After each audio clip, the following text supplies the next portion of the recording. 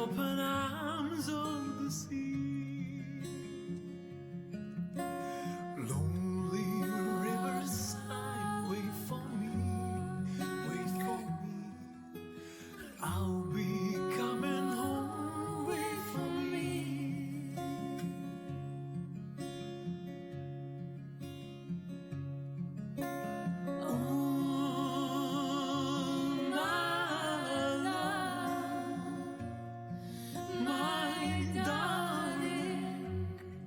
I've hungered for your touch. A long, lonely time.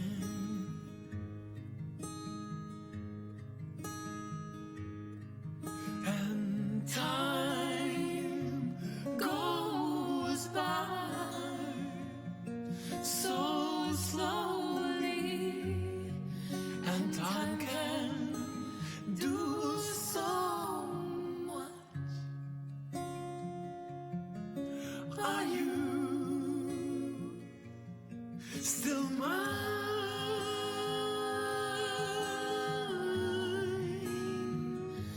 I need your love. I need your love. Godspeed your love to me.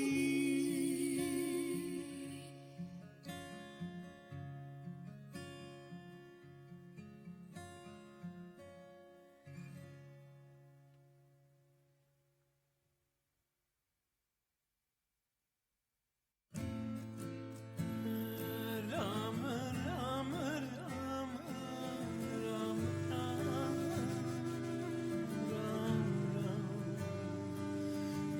Rama.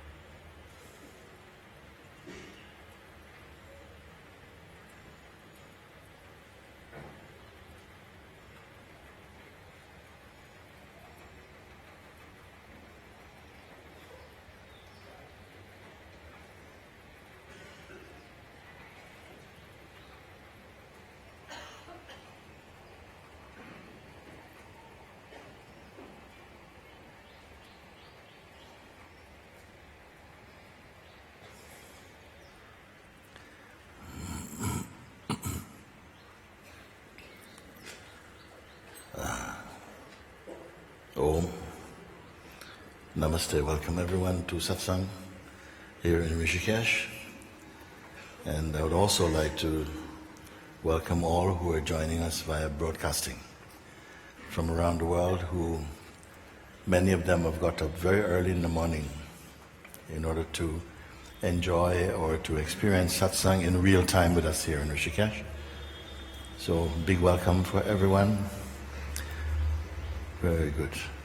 Before we go further, I would just like to say a few words, a little bit, because it's the second week, beginning of the second week here in Rishikesh. Many new arrivals have come, and I remember at the beginning of first week we spoke a little bit that here, because of the nature of these satsangs, is that you are being invited into the direct experience of your own self. So it does not take the form so much of lectures or speaking about truth, but we plunge straight into the heart of the truth of the self, so to speak. And we may find that as you become more in the experience of recognizing yourself beyond the surface presence, the surface persona, sometimes some energetic responses may come. And I want to talk a little bit about that, just a few words. It is quite a common thing, because we can live our life on the surface of consciousness and not really come to the full depth of your own reality. And here, as we look and explore alongside each other, discovering, recognizing more deeply where the truth emanates from, so you may say, and then sometimes some resistances come also. You are to be aware of them and not to so quickly identify with them. And for some people you may find that you may feel destabilized from your usual sense of where you are or who you are. This is a normal thing in any authentic search for truth. And so some people you may see, they get into a very high state and sometimes a little bit excited. And I would say, if these energies begin to flow inside, simply stay in the state of neutrality and observe them. Don't suppress them, let them just go. If you go with the excitement, then after a while you'll go zinging on for a little bit, and then somehow you may just feel like you crash. If you feel that joy sometimes as some stuck or trapped energies are released, and you simply allow it but stay in the state of presence, that high manifestation of energy transforms into a kind of a quiet joy. And so these are little pointers like that. Sometimes people feel that when they're in an excited, high state, that is a sign of their spiritual maturity or something, but it isn't. You may find that just internally there's a deep silence present within you. You're aware of that. I'm not going to say so much about it right now. When that living opportunity arises, then it will direct somehow how the conversations or the pointers will go in that moment. And to that extent, it will be appropriate. I don't want to talk so much about it, because when we speak about something and you have not really grasped it, it just becomes a kind of philosophy or something you think you know in your mind. You are going to discover that it is a much more beautiful opportunity awaits you.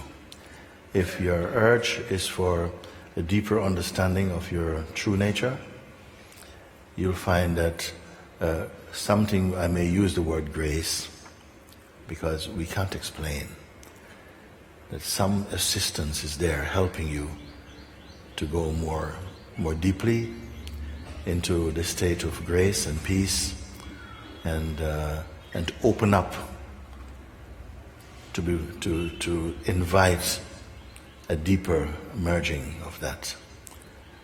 So, just some pointers on that. And if you find, some people also, they may find that they feel, as I used the word before, a bit lost or destabilized. These are momentary sensations, by the way. They do pass by themselves. But if you feel a little bit shaky some point, we have a participant care, very experienced.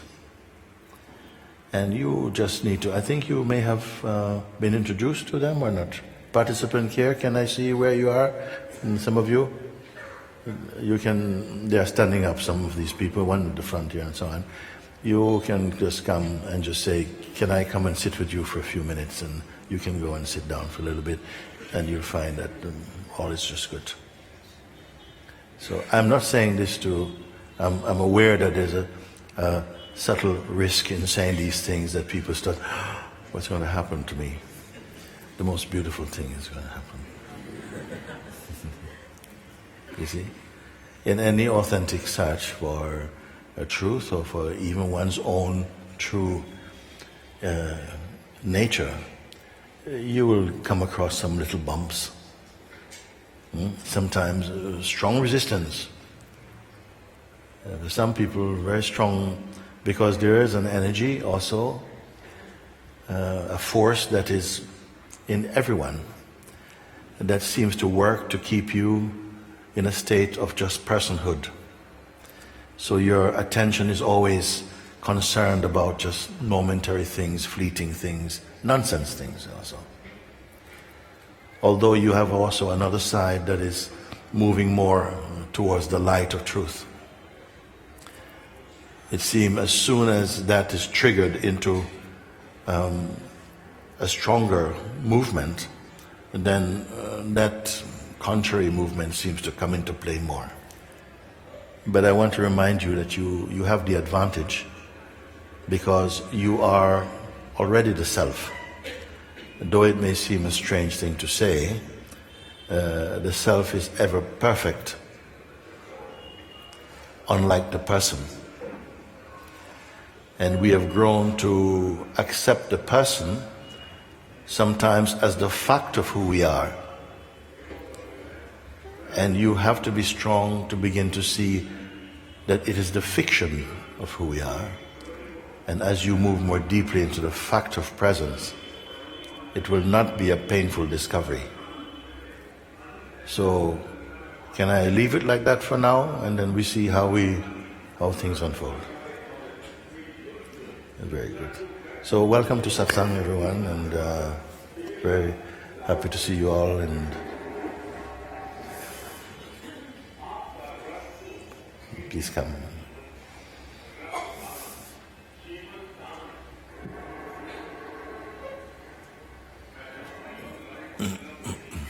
Namaste. Namaste.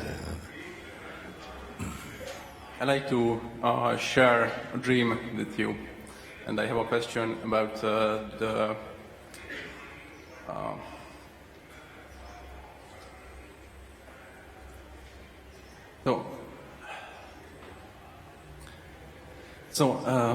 in this dream, actually it happened 2 days ago.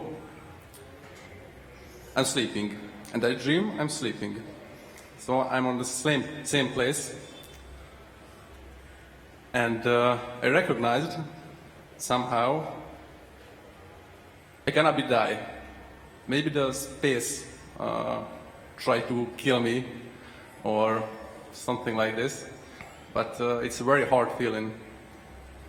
And usually somebody always sleep behind me. It's a girlfriend or a friend in the tent, and I try to scream help, but I can't.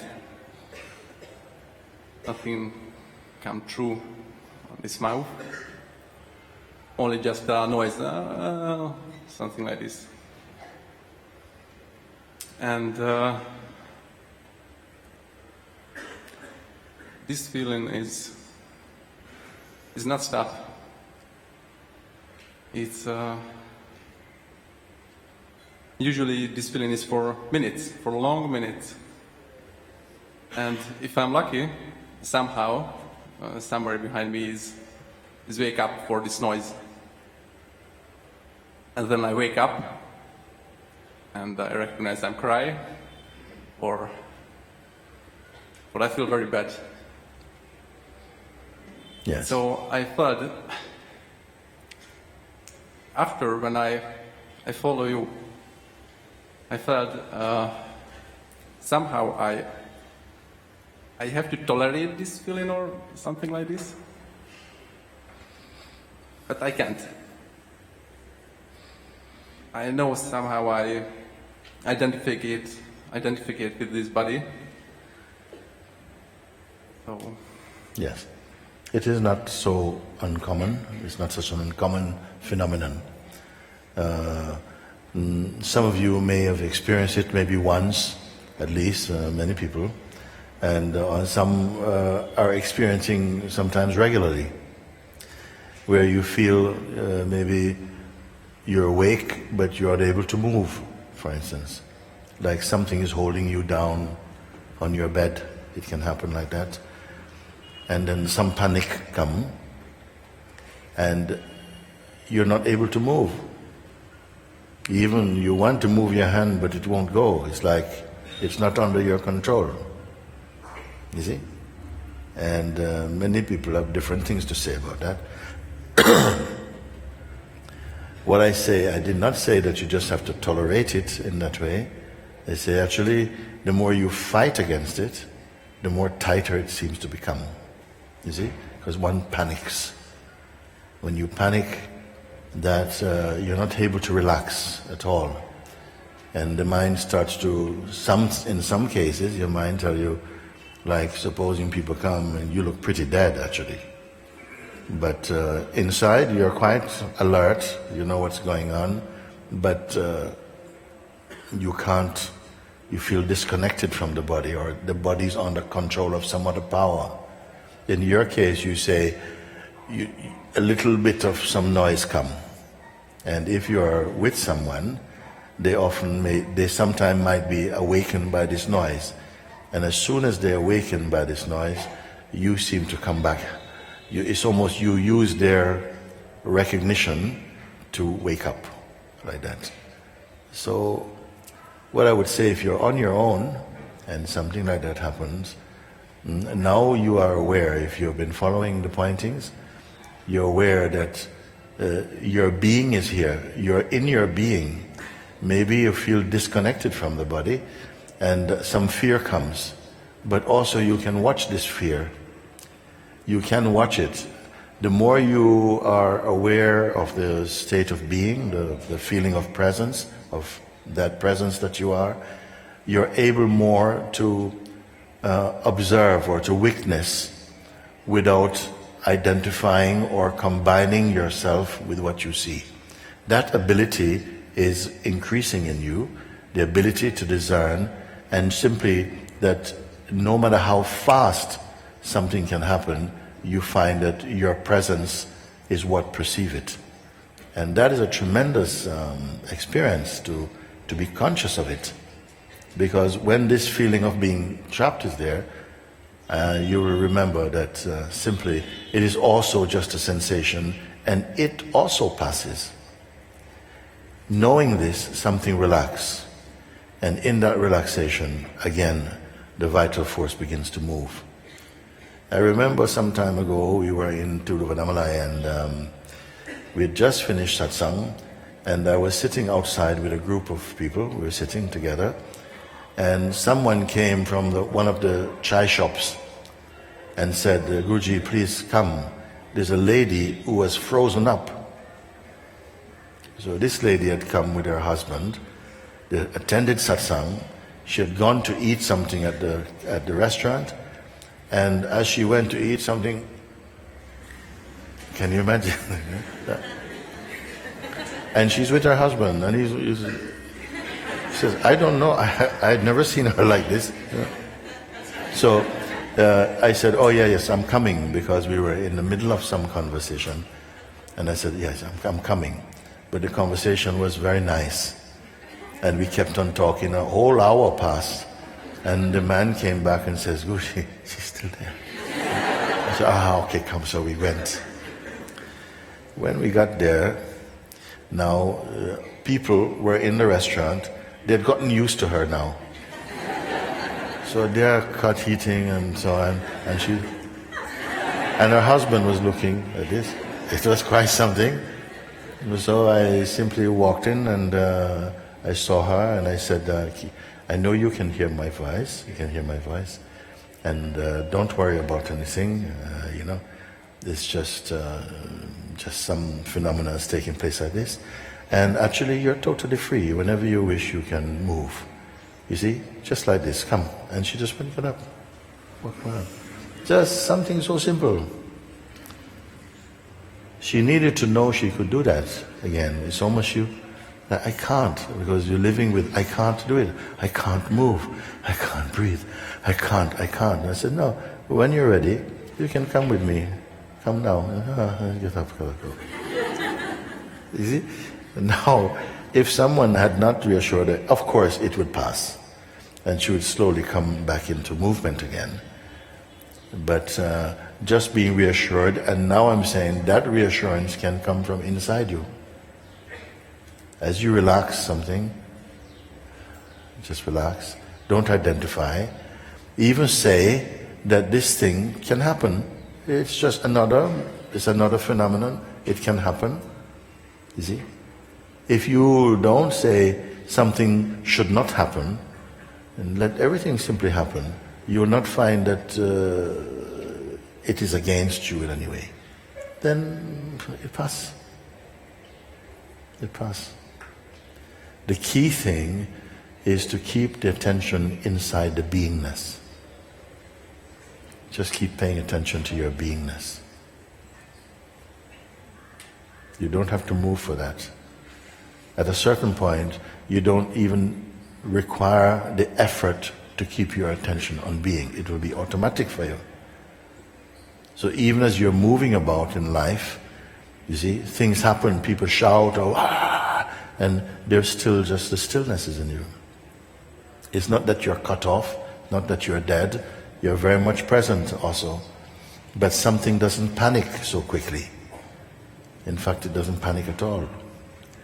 And if panic happens, it's also momentary. This is the beauty of really keeping the attention in presence rather than in person. It is the person that panics. It is the mind that panics. Yeah? And then that just gets sent through to the body, and the body tightens up in response to something that's happening inside.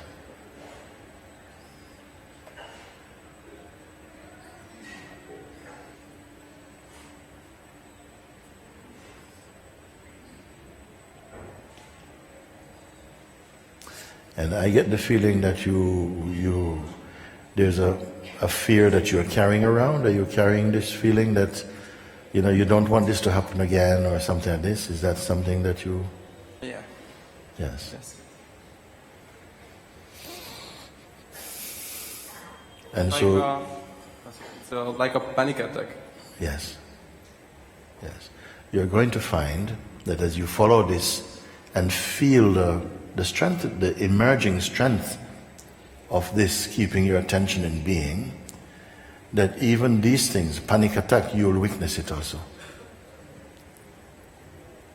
You'll witness it, and you'll even be able to ask, who is in panic, who is being attacked? Because we don't know what these things are exactly. They happen, but you're already here. And something happens in the body, it goes into some what you may call some strange movement, and the mind energy is crazy, heart is thumping, but the beingness is here. And the beingness is in that in which all this is playing, is acting out, and is perceived at the same time. And you are where the beingness is. Beingness and yourself are one. And all these activities, they come and they go. But nothing is better actually than actually being one with the being. And so you notice where others would panic, and the panic will make them more exaggerate the state. I also used to eat very spicy food in the night time. Very bad habit. I have a lot of bad eating habits. So I used to drink hot soup, Jamaican hot soup, in the evening. And then I would get these acid reflux. It started many years ago. And sometime, I remember one time in London, just drank some soup, very nice, very tasty, very nice. But just for this 20 minutes of tasty food, you're going to suffer all night. Yes. So then at some point, suddenly, sometimes you feel it coming, but sometimes very suddenly, that was the first strong one. I could not breathe. It came up. Couldn't take a breath. And instantly, a thought arose, if you panic, you die. I don't know where that came from, but it made sense. It was something with natural panic, but that panic arose in something which was not panicking. The panic arose, nobody around. I had one friend, Emmanuel, he was staying in the front room, but he was useless. He was totally sleeping. I have no time to go because I'll be using up oxygen if I do something. I went outside in the front and I sat in the bench and I was simply observing when I would pass out. Just quiet like that. And after a short time, I don't know, it may have been like 45 seconds or something, maybe 30 seconds. Just the edge, panic is here, stillness is here, watching is here, and it's like a tiny space opened up. And a little air moved, a little bit of air moved. And in that little movement, a little hope grew. Okay? Little hope grew. Still not a breath has happened yet. And through that little space, something was like this. And then it went. It like whatever blocked here sort of just fell away a little bit. And the first breath took place. And in, I felt very happy. But that was watching, just watching, and this not panicking made a big difference. Because with panic, something tightens up more. I don't know what would have happened. You see, maybe there would have been a deeper reflex in the body-mind mechanism that beyond your control would just trigger back your vital system. When my daughter was born, she had to have a cesarean. When she came out, she had a vicious anger. She was crying. She would cry until she became blue. And so what happened is that one time we just took her home, and then first nights, then she started to cry, and the crying became completely crazy kind of crying, and cry, and then stop breathing, and going blue. So don't know what to do. So reflex, it took water and in the face. who taught you to do this? And you know, and he said, whoa, that's scary, you know. So we went to one hospital, children's hospital, was not far away, and the doctor reassured. He said, yes, she had a lot of anger, you know, to something, the stress of her birth. But even if she was so angry and the breath stopped by her anger, nature will kick in. She will not be able to hold it voluntarily. The nature will kick in and her breath will resume. So that gave us a lot of peace. So next time she cried, still went water in the face. Because you don't totally trust the doctor, you know. So that reassurance was for just in case there's no water, then remember doctors say like this. So these type of things, they are not so uncommon thing. The one you're speaking about, it feels very frightening for many people because you're not in control. You cannot ask for help. Some people have dreamed, they're going home, they're coming home, and they feel a strange presence behind them, and they look around and everything becomes slow motion. And they see a hand coming, and they start to run, and it's slow motion. Slow motion, and the hand is a bit faster than you, coming closer. You see like this, and panic happen. So this panic is going to change because of your ability to stay as presence. If you stay as present, then the panic will get exaggerated, energized by your panic. You see, the panic will make things feel worse. Just like that.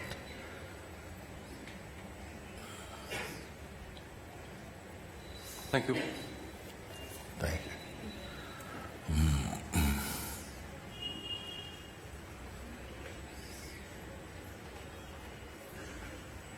You, this one? You?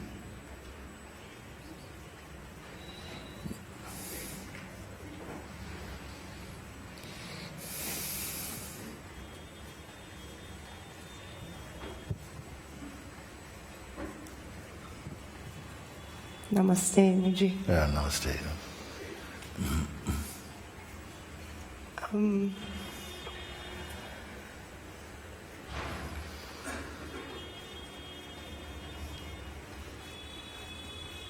I've been struggling some time with the extreme internal roller coaster.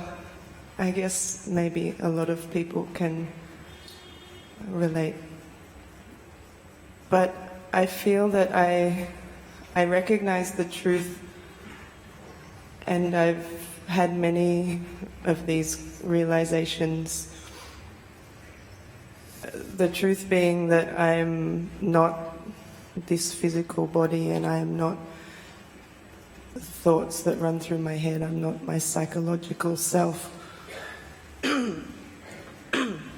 And I can stay with that awareness for a short time maybe, and it feels amazing because it feels like what I'm supposed to be like naturally. I can relate to myself, and I can relate to others, and I can live a beautiful life. But it seems inevitably I crash at some point, and I've become overwhelmed with negativity, and despite my knowing in my heart what the truth is, I cover it with layers of this negativity, and when I'm in these states of downness, I can't connect with myself, and I can't connect with others, and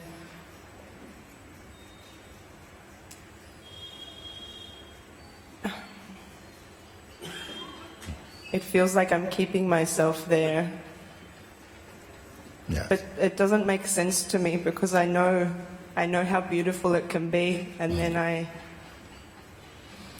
What actually happened is that when you say that you, when you In fact, it is evident in what you speak, because you say, though you know that you are not these things, you know that you are not the sensations arising in you, you're not your thoughts, you're not your feelings, you're not merely this body.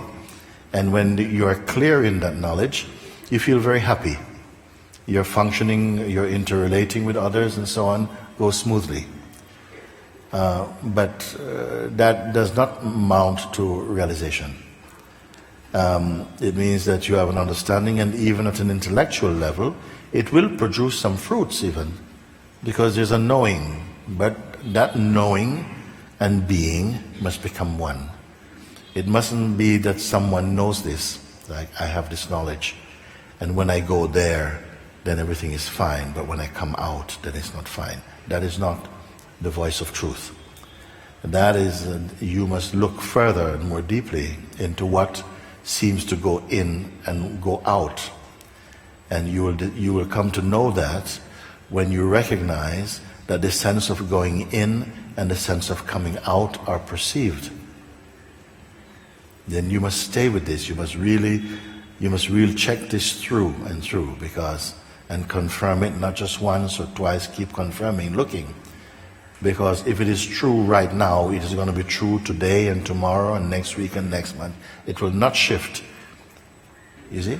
So that the sense of going in, when you say, well, when I'm conscious of myself as awareness itself, and I see that I cannot be my thoughts and so on, when I'm in that concentrated state, yeah, I feel something feels very grounded, and my actions, interactions, reactions, they seem to echo the fact that I know that I am not those things.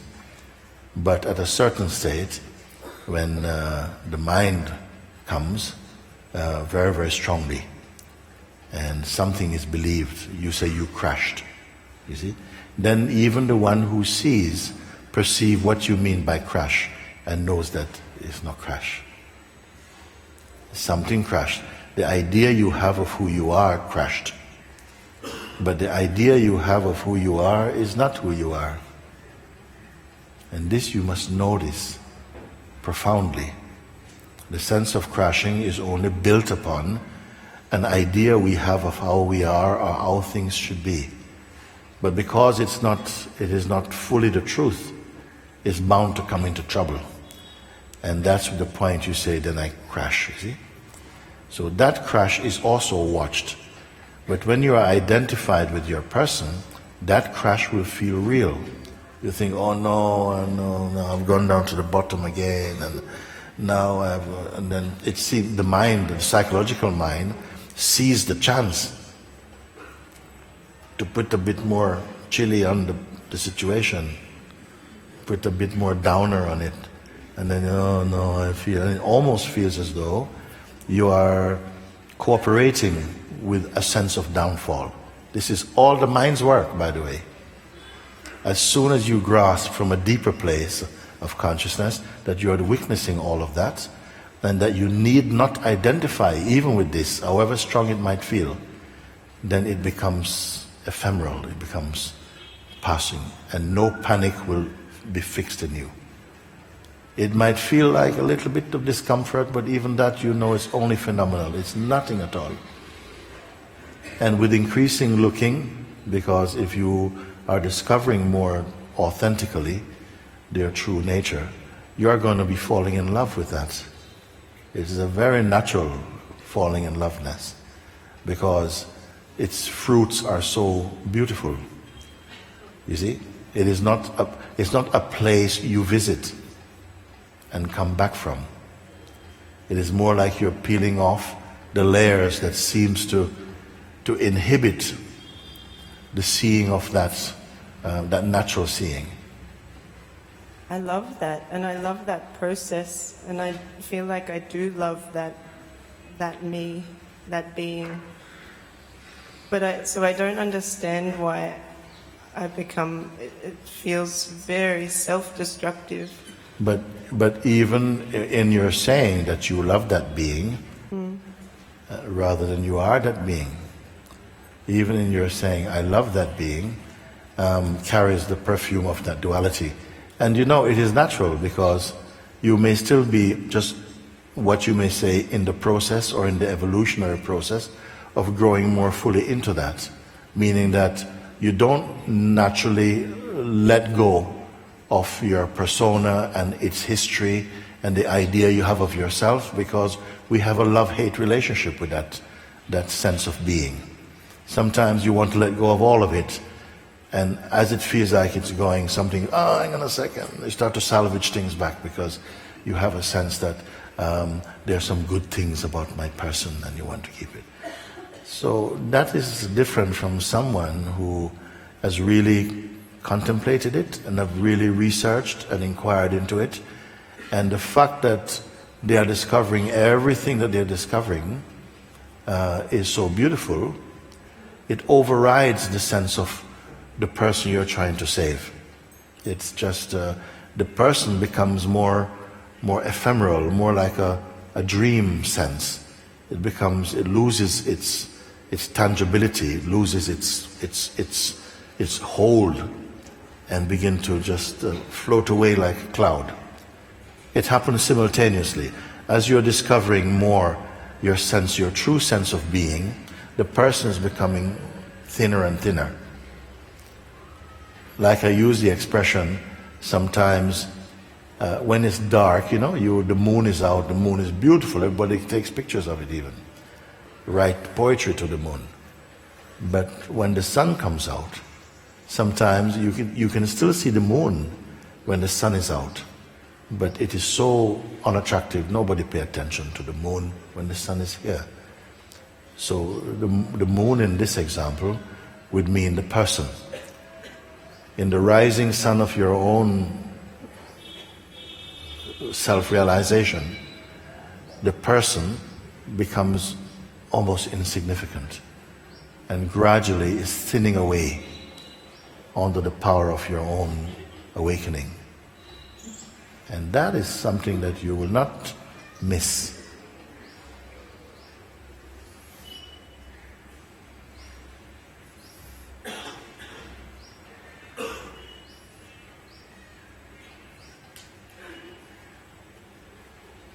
You still have some fascination for your earthly person. You see, it is perfectly understandable.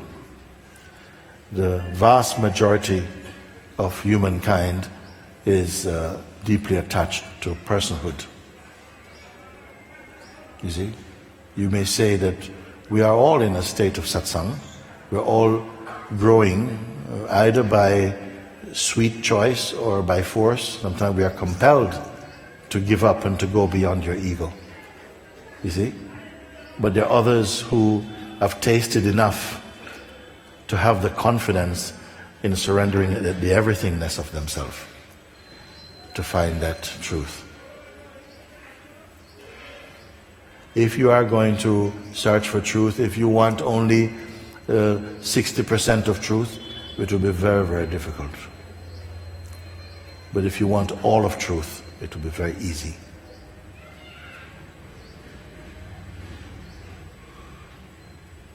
Something still clings to our self-image, the idea we have of ourselves. And that is always changing, by the way. At various times in our lives, you can check in and you can see, when I was this age, I had a very strong sense of myself being this. This is what I wanted from life. This is where I'm going. And if anyone interviewed me at that stage, I would tell them, I'm a rebel. I'm here for this cause. But a few years later, that falls away, and now you want to be something else. And later, that changes again, and constantly something is changing. In the phenomenal world, the world that you see on this side of your eyes, and also including your emotions, your thoughts and feelings, that is always a fluid world, it's always changing. And still we seem not to have fully grasped it, because we seem to put so much energy to try and stabilize what is by nature dynamic and always moving. Consider for a moment, no? How much energy is put to acquire what is perishable. Consider for a moment how much energy, how much dedication, how much dream, how much aspiration to acquire what is impermanent, what you cannot keep forever, momentary. And even the one who wants it also is momentary.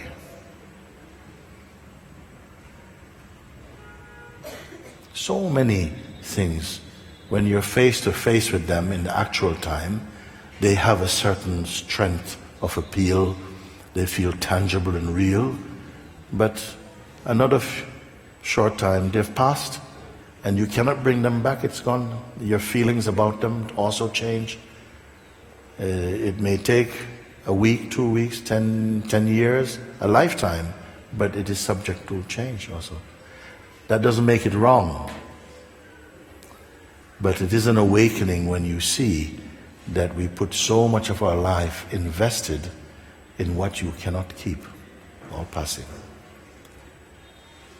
Compared with one who is researching themselves and find that theirs is not merely a material wealth, their wealth is self-discovery. They have found peace. They have found a wisdom and an emerging wisdom, a deep and unfading joy and happiness. They have found their universality. They are open and unafraid. They have found their timeless existence. With less effort than the man who is searching for the ephemeral, with less effort, a human being wins themselves back from a field of delusion also. The one who is awake does not reject the world, does not reject the senses. It doesn't curse the world, so the world is a wicked place. No, in fact, the love that is released in them flows towards all of existence, in fact.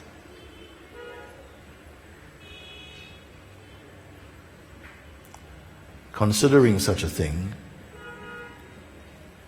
I would say an intelligent being would choose to look more deeply into their true nature.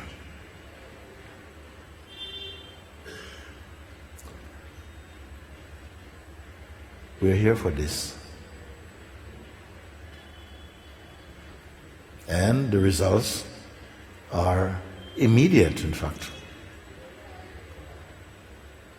You're not being told, practice this for 6 months or for 3 years, and then we will, we'll give you a certificate or something. As you begin to look from this very moment, already a change in orientation is taking place. And you will begin to see for yourself, with the light of your own seeing, and the power and authority of your own understanding, you will come to know.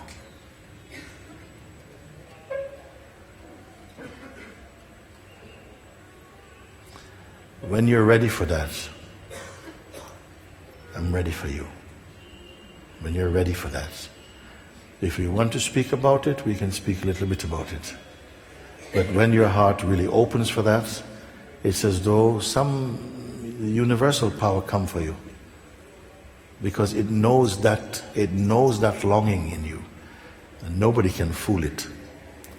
It knows that urge, just like a mother knows her own child's crying. So when the one who is searching for truth genuinely cries, the universal mother will come for you. And she will not ask you to wait.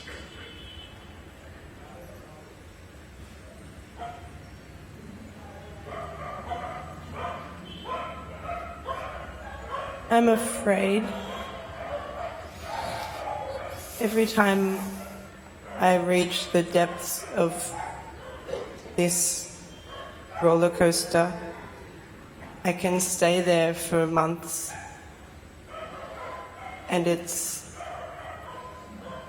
horrible, and I don't know how to get myself out of it. And I wonder if you have any... It is good in a way too. It is good in a way. You reach there partly by your choice, and also you're kept there by forces you cannot control. You get there partly by your choice. You somehow allow that something to go there. Not fully, but then once you're there, it's very difficult just to come out. Now you say, I want to know how I can come out of that space. But actually experiencing that depth of misery and pain and sorrow provides and ignites in you the aspiration to be free.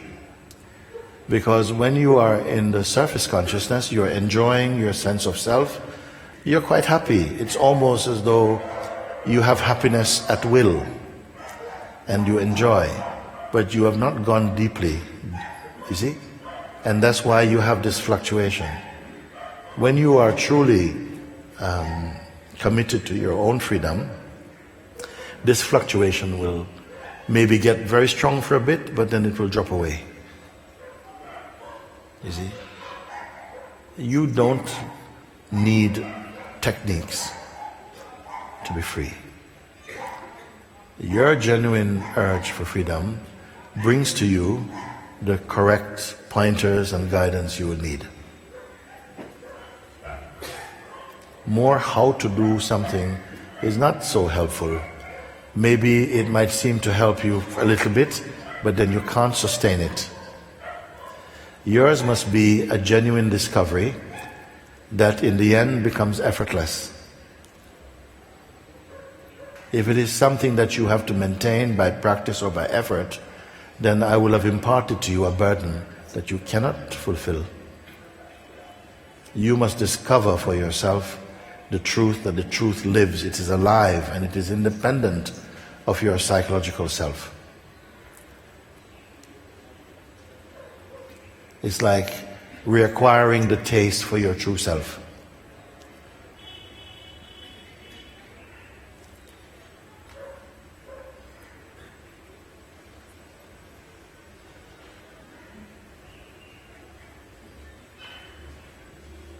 You don't need tips.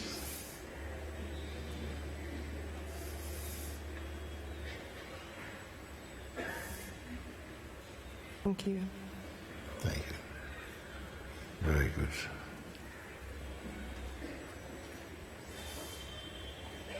Okay, you can.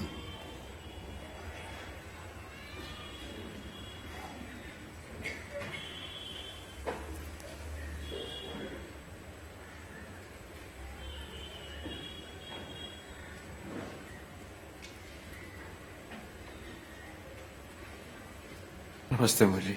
Namaste. I've actually got the exact same question as hers.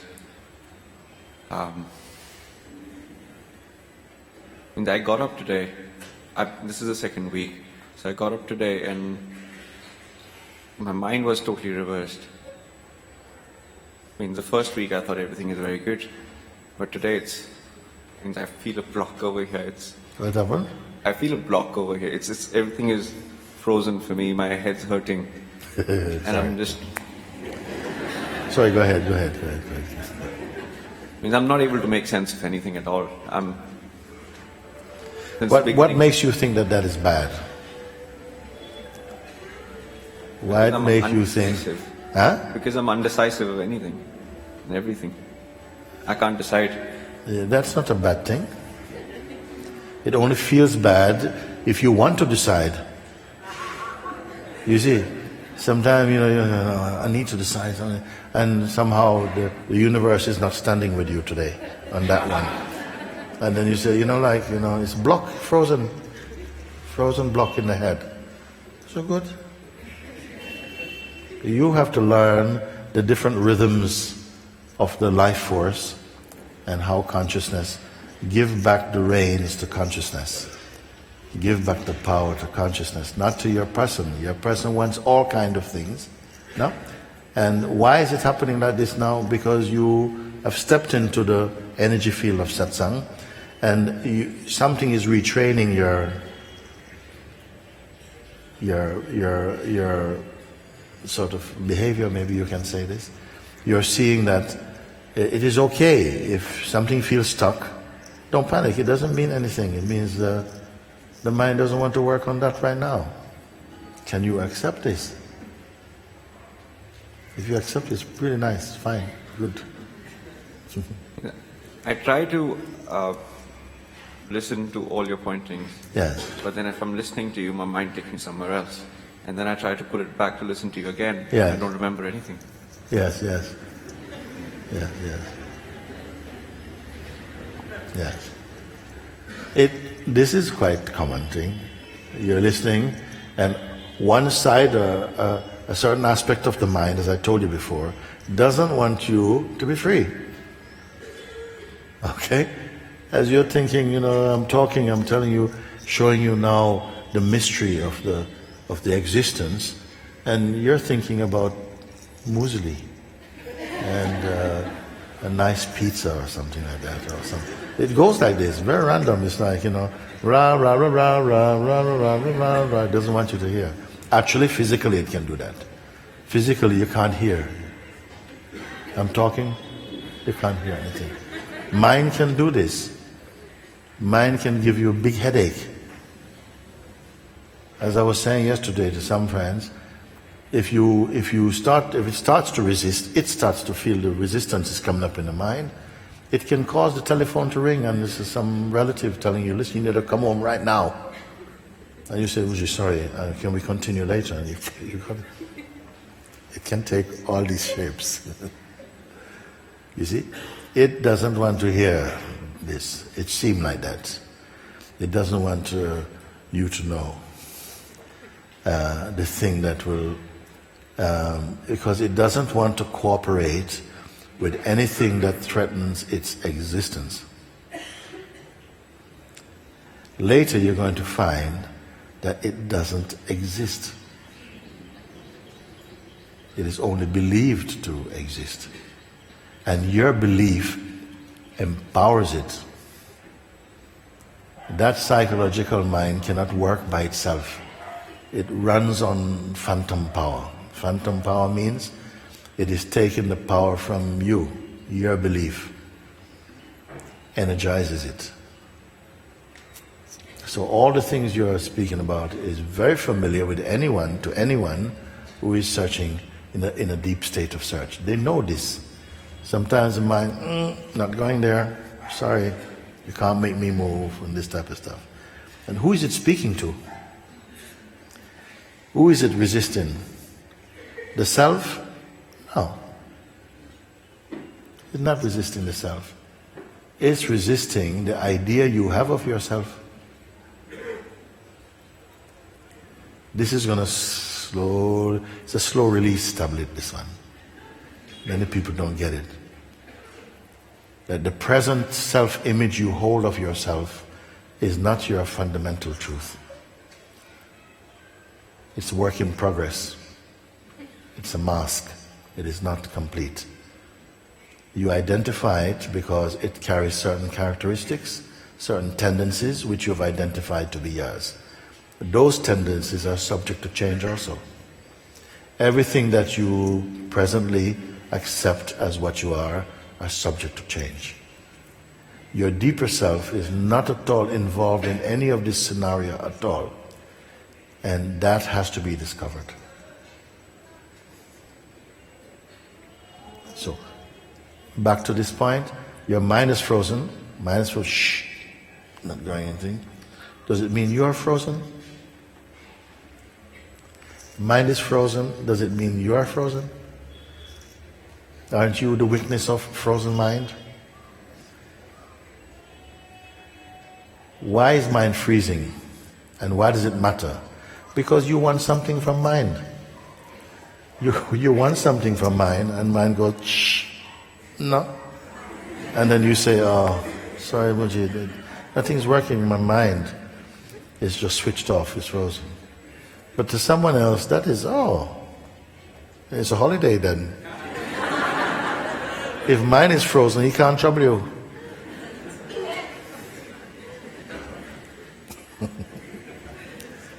Suppose mine is frozen for 3 days. It's hallelujah for 3 days. Oh my God. No, mine for 3 days. Unless you want something from it. And the minute you don't want something from him, it's unfrozen, defrosted, showing up for work. We are not speaking about the practical functioning of mind.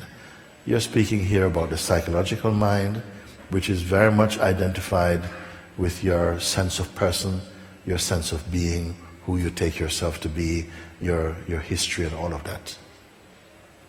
And while you, who are consciousness, adopting a shape of being the person only, you will come under its power, under its influence. This influence will begin to thin out as you discover more truly your nature.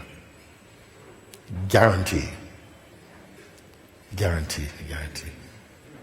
And I'm here long enough for you to put it to the test and report your finding about it. I'm happy that you bring this forward because a lot of people can ride on the back of this talk. Say, oh yeah, I've got a frozen mind too. Shh. But you're not happy about your frozen mind, you see?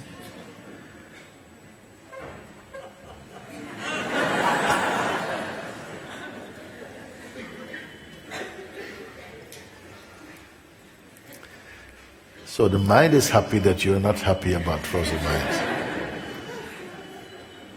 So you turn up the frost even more. Say, how do you like that? You want something from mind.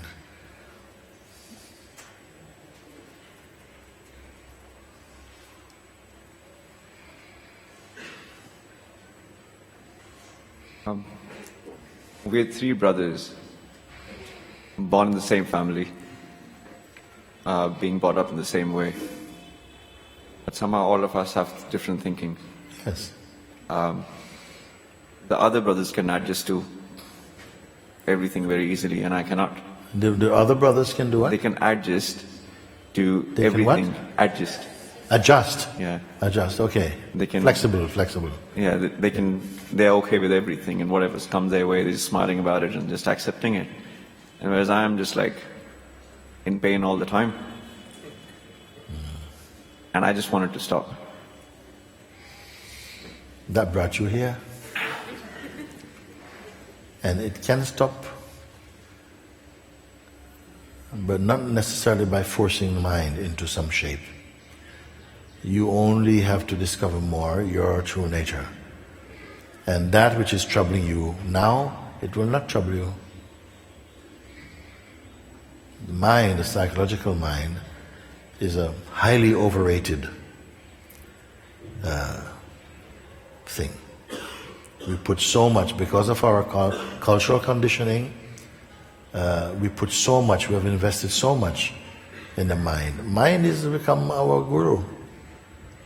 He tells you what to do and, messes things up a lot, but you always forgive it.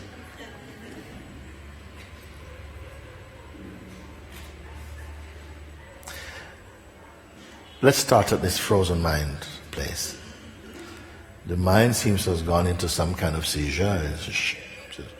I'm not going to function. How do you like that? He said, I don't like that at all. Okay? So the one who is feeling that my mind is frozen and I don't like that, I want it to thaw out, to defrost, and just to be usual mind. Who is that? Isn't there an awareness of that desire also for the mind to be a certain way? I'm sorry, I'm not able to understand anything at the moment. Yeah. My mind again just goes somewhere and I'm trying to bring it back. What makes you think you need your mind to understand me?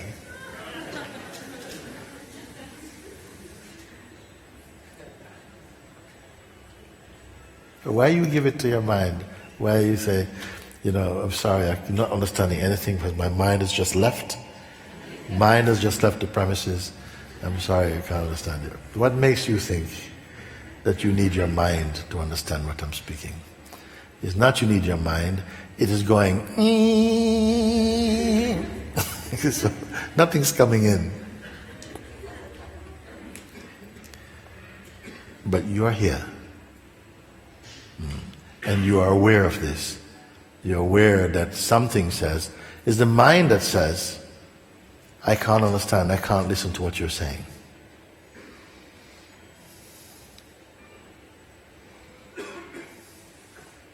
You're there, you're aware of this seizing up, or any sense of resistance, or the feelings that are happening at the moment.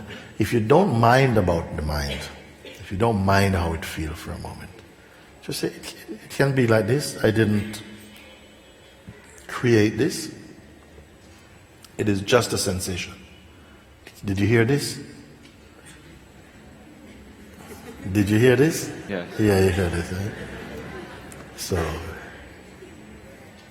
So you don't mind what the mind is doing. Let's try like that. Because I am not speaking to your mind. So it's okay, it can be whatever, to the side. Don't bother about it. We don't need it right now. Okay? So whether it is tight or fluid, it doesn't matter for you. Leave it alone. Okay? Say you don't need anything from the mind at all.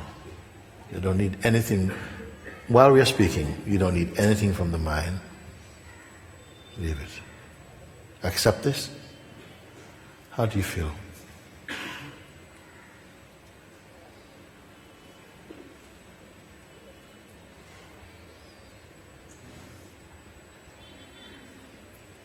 Really do it. Just, okay, the mind is frozen up and something, just leave it. Don't want anything.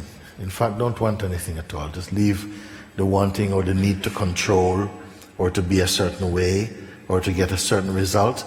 Forget about all of that for a moment. Can you do this? Yeah. And quickly also you can do it. Anyone can try. I always, when I speak to one, I don't mind it being 1,000. It's the same way. Intelligent beings, they listen, they say, yeah, this is for me actually. Huh? So, don't touch anything. No desire. No desire for how this will turn out even.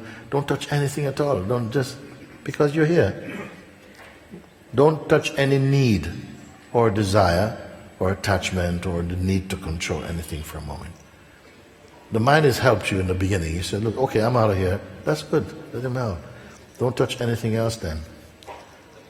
And what remains that you didn't put there, you have nothing to do with what remains. It's just here by itself.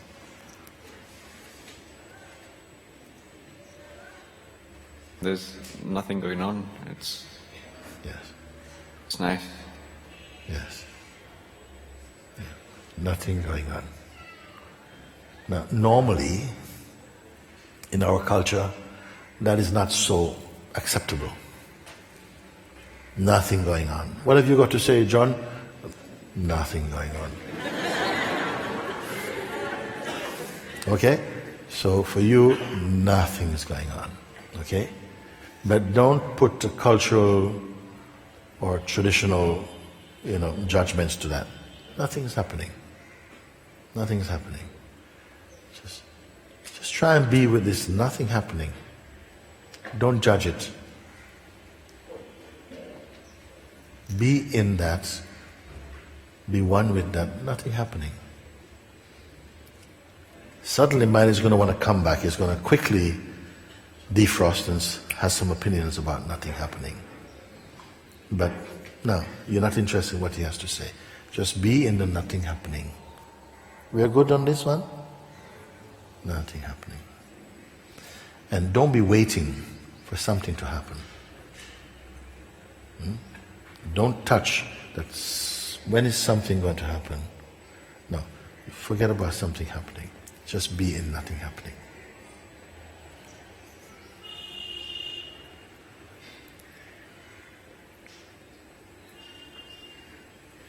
my mind's again kicking in, and now what I'm thinking is, when I go out of here, how do I sustain it? How are you sustaining it now? By just not clinging on to anything. Carry on not clinging on to anything. How difficult is that? Is it as difficult as I give you a stone and say, carry this stone around? I say, no, don't cling to anything at all. Is it tiring to not cling? Or is it tiring to cling?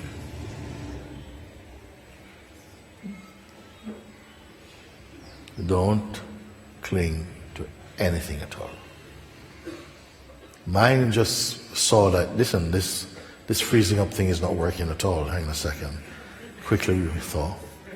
And he's now saying, how you didn't say now, because you know you're cool now. How is it going to work later when you go out? Later is not your business. Later is not your business.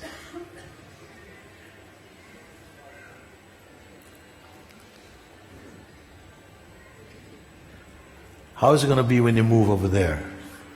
Well, keep moving in here, in here-ness, and see when you reach to there-ness. Okay? Just keep moving, because you're always here, wherever you're on the moon. I'm just right here. Phone rings. John, where are you? I'm on the moon. I'm just right here, man. Okay? You're always here. Move in here-ness and see when you get to there. Move in now and see when you get to later. And don't cling to anything. And why does the mind care anyway? Suddenly, what's going to happen later when you go out? What a friend you have. But try it and see. How are you doing now? You say by not clinging. And are you in pain right now? No. No.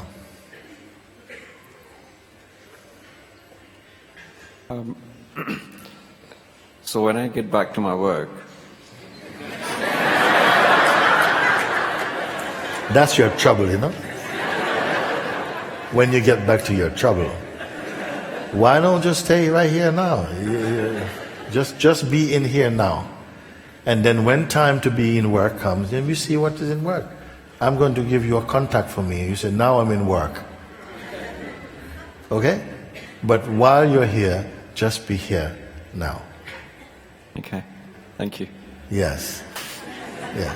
But I really am with you on this. I have faith in you. Okay? Don't touch later, work next. But at the same time, be in your natural state. I'm not suppressing your vital force. Be happy, move about, have a cup of tea, go for a walk, whatever. But don't be clinging to anything. So senses, you're perceiving through the senses and the mind, perceive and so on. But don't be clinging like, oh, I need this thing on my mind. Oh, no, don't bother with that. Because it does not produce good fruits for you. And see if by not clinging, whether you're really missing out on life. Anybody else want to participate in that one? Good. Yeah. By not clinging, see if you are missing out on life. And I'd like to get some feedback.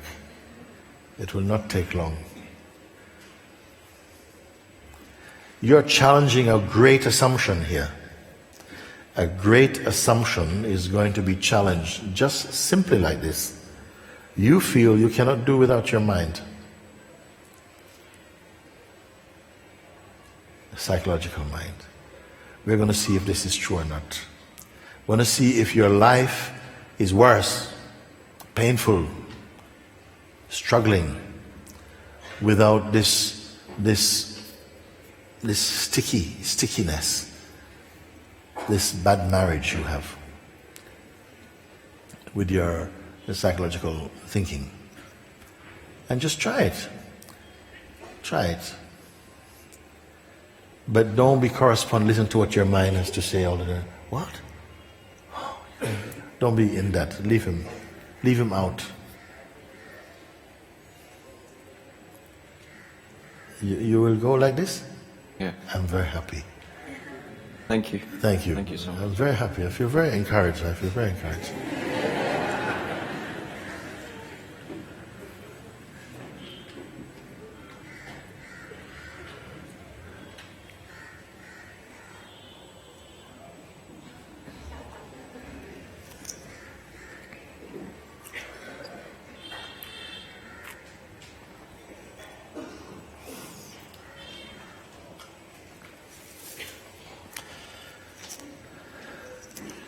Namaste, Mooji.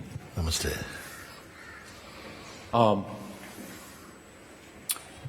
In the first satsang we had last week, something changed. And I've been observing that, inquiring for the past week, just to get a sense of changes. And as it's gone along, I felt like I've come to the conclusion anyway, I needed to bring it to you and present it. I mean, I don't know. Maybe there's some delusion going on, maybe. I'm not sure, but I just want to present it. Now, for many years, I've been a devotee of Ramana Maharshi's and just really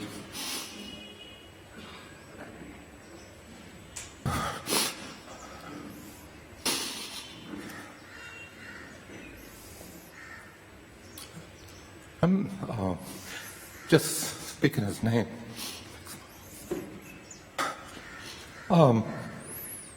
And so I've been working with inquiry for a while. Very good. And 2 or 3 years ago, I don't remember when, I happened to see an interview with you on a internet program called Buddha at the Gas Pump.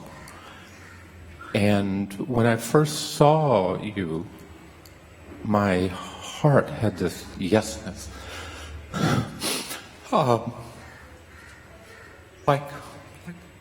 Like that. And so I listened. And that yesness would just, everything you said, it was like the embodiment of Brahmana. It was like, I could see it, I could feel it, And so by the end of the interview, I was just lit up. And I thought to myself, this guy knows something. And I have to look. I have to see. So I started watching your videos. And as I started watching the videos, the yesness was there. I mean, it would just light up my day. And it was the first time where I felt there's a living being here who knows. So the devotion, the love, the heartfelt feelings were just like raging. I mean, just amazing. So when I found out you were having this satsang here in Rishikesh, that yesness feeling just came out. I had to be here. I just had to be here. And once everything was organized and I was coming, I was so excited. I was thrilled. I was, wow, I'm going to be in a sangha, because I'm basically out on my own. And so I come, and I get here the first satsang, and you did this exercise with us. Well, first, when you came in through the door and I first saw you, my heart leaped and tears came and those kinds of things, and had that brief moment of contact, and it's quite beautiful.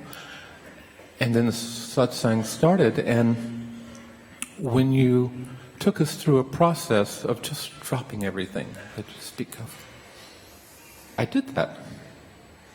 And I could feel myself settling. And went through the satsang, and it was quite beautiful. And then at the end, you were leaving, and I had a wonderful, beautiful moment connecting, and again, my heart. But when I turned to walk away, and as I went through the hall, something was different. And the difference was I it was all over. I mean, all the excitement and the joy and the bliss and, oh, I'm going to see Mooji and all of these sweet and wonderful things disappeared. It just wasn't there. And in that noticing, I noticed I wasn't there. But it wasn't flashy. It wasn't like the floor dropped out. It was like, look at that. And so I went on, and since that time, I have, well, let me put it this way. I had this, the way I tried to,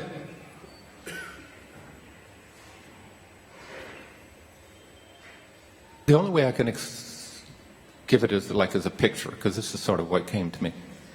My first word for it was, wow, this is flat. You know, no juice, no. And the image that I could give to it is like I was standing in a very flat desert, nothing there at all, no rocks, no trees, no water flow, nothing to grab my attention. Nothing was grabbing my attention. And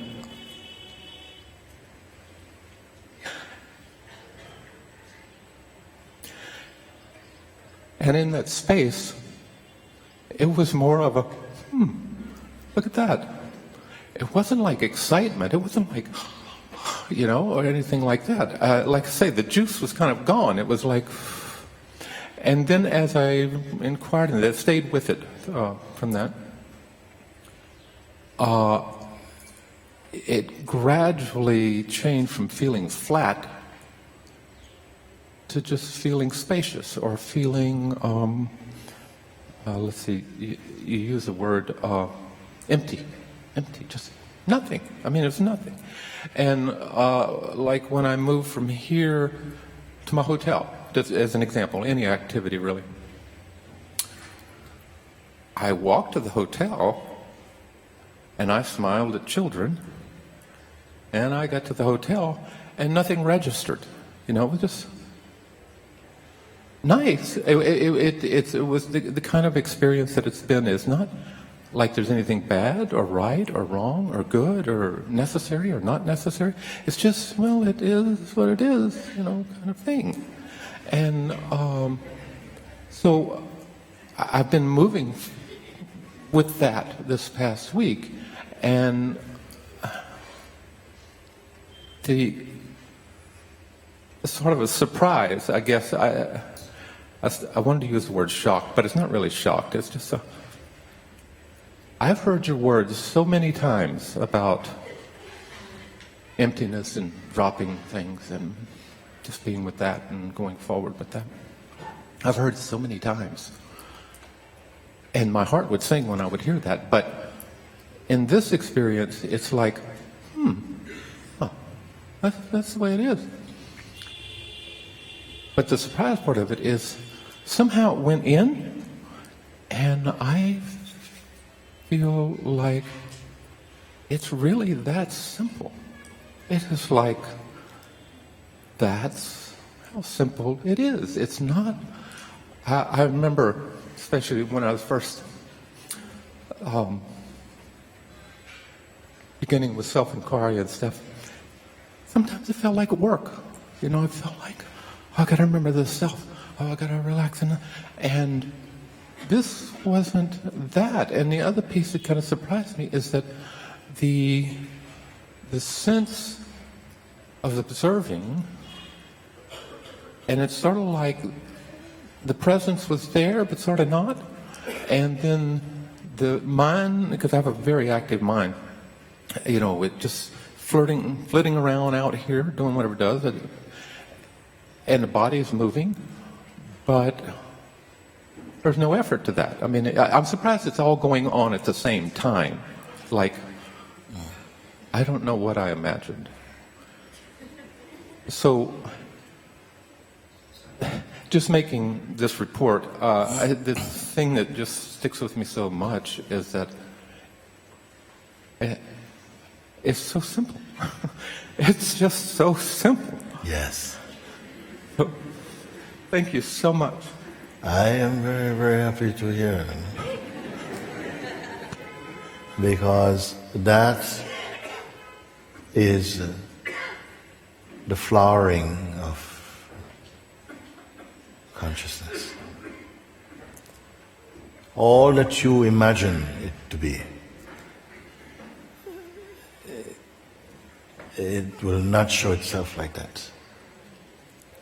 And now it's you say it's so simple, and yet it's beyond this even.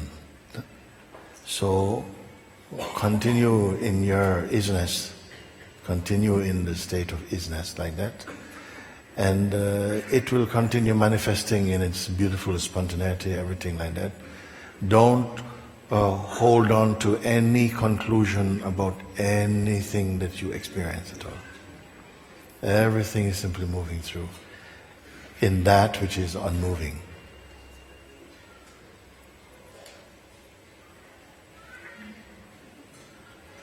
Thank you. Thank you, thank you, thank you, thank you. Very, very happy. Very, very happy. Very happy. And just keep being here. Just keep being here. Thank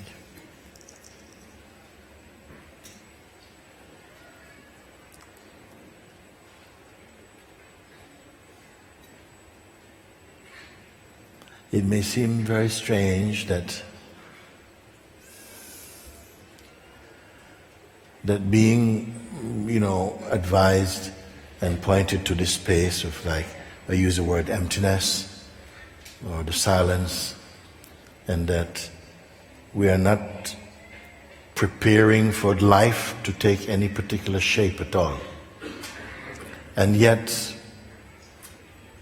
in every instant, whatever is needed happens spontaneously.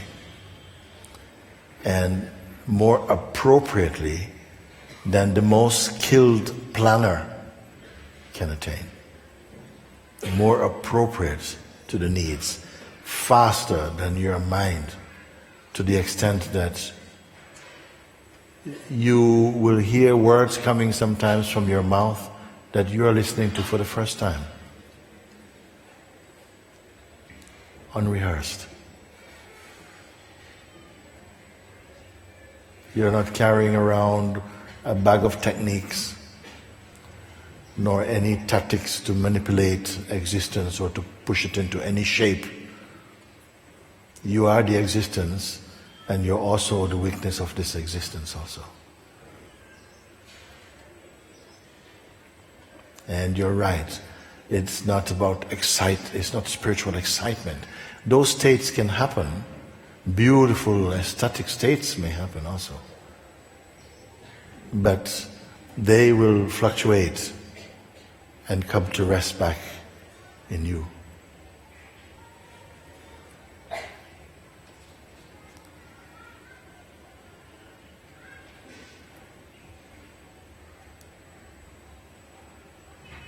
Someone over there?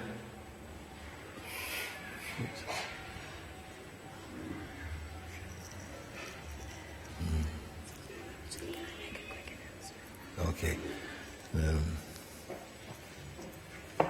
Excuse me, just a quick word. We're doing this live translation in the room here, and everyone who has a phone turned on right now, it's interfering with the system. So those who are trying to listen with the live interpretation are unable to hear today. So we really want to ask everybody to please switch off your mobile phones fully. Thank you.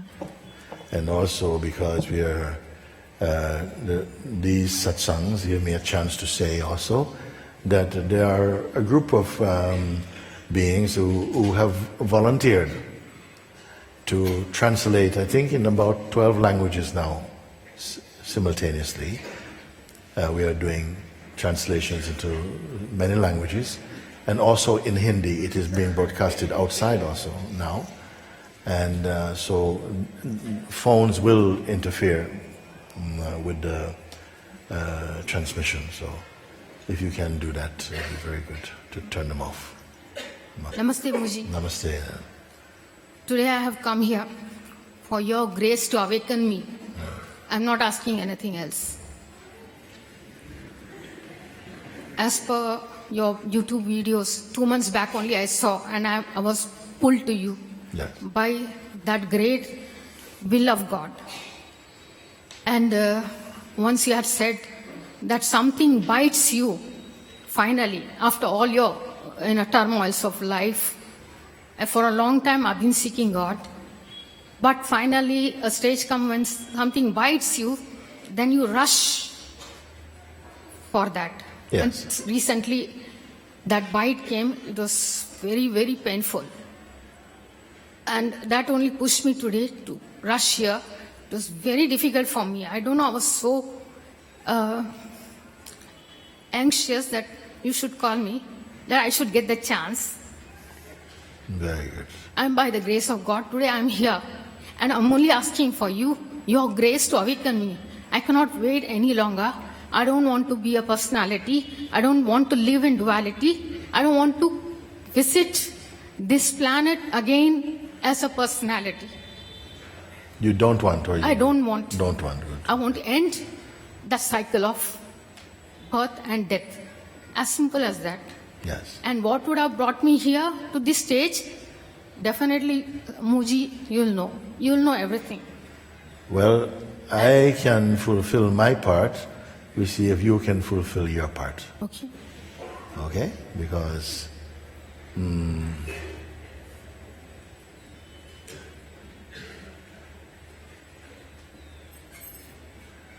whatever concepts we have embraced in life, you're going to just have to leave those aside for a moment. No? And I mean everything, you know? Not single, I can't itemize them, just you have the sense, your attitude, I'm just leaving everything. I'm going to be empty for a moment, just while we speak, because our concepts that we hold on to, they interfere with your complete seeing. No? So you just have to leave them. When the truth has revealed itself, some of those concepts may still continue to play, but they will not be injurious. They will not be somehow intruding. You see? Yeah. And your consciousness knows how best to use them. So you don't have to worry about that. You leave everything aside about who you have, what you have done, who you have taken yourself to be. Don't hold on to any favorite concepts for a moment. We can do this actually. So you are here before concepts, and yet you are not the concept. You are here before all concepts. They came after you. So whatever ideas and feelings we may have about life and judgments, you can put them aside. They are not stuck onto you. Maybe if you are holding on to them, they form some deeper impression inside the consciousness. But even if they do, and there are not many necessarily that are hooking inside the consciousness, but even if they are, your power to just say, I'm not engaged with them now, and leave everything aside. So just you become very empty. And also don't hold on to, I hope this turns out to be like this. Don't have any hopes about it. And don't even cling to any self-image or the feeling I am so-and-so. So this anyone can do. If you can do this, then I am speaking with you directly. You know? So just leave all of that. So just be empty. As empty as much as you can be. And I want you simply to be aware of what is here that cannot be swept aside. Everything else you can leave. Everything can be left. But you come to a kind of a ground of being or something that cannot be taken out. No matter, no hand can take it out. Nothing can remove it. So let everything that can be taken out just be left to the side. We can say temporarily. If you feel some anxiety about it, no, you can take them back when we finish this exercise. Leave everything. Be completely empty of motivation, motive, memory, identity, everything. Leave everything now you can do. And I want you to just notice or examine what is here now. In the absence of all these other things, what is here now? And many of you have heard me say that, but listen right now, like this is the first time you're hearing it. Okay? So be very fresh in this. And if your mind is feeling lazy, don't give, this is not time for your mind now, for your, just leave that. Don't give it any attention.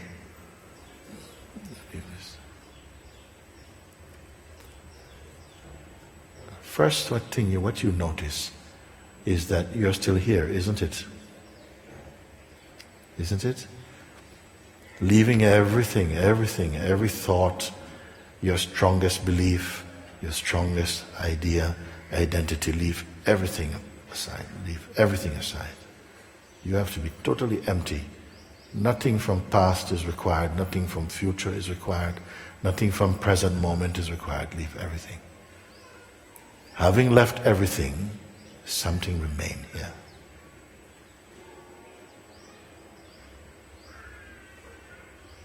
Can you say what it is? Can you show it? Is it different from you?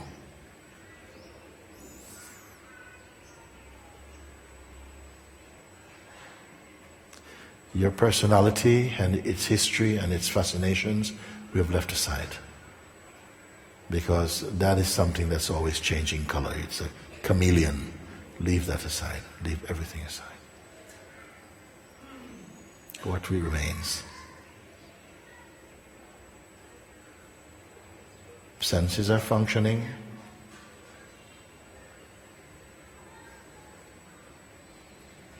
The power of perception is functioning.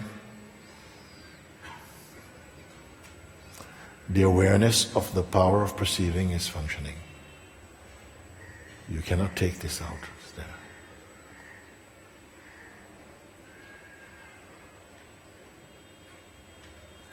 And don't be waiting for something. Don't be expecting anything. Just simply pay attention to what is here by itself. Effortlessly. Now do it.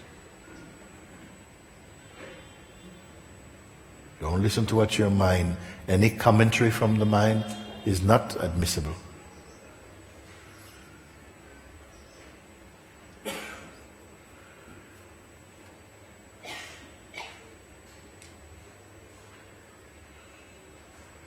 Mooji, there is a point when you try everything, even as you were a student of a guru.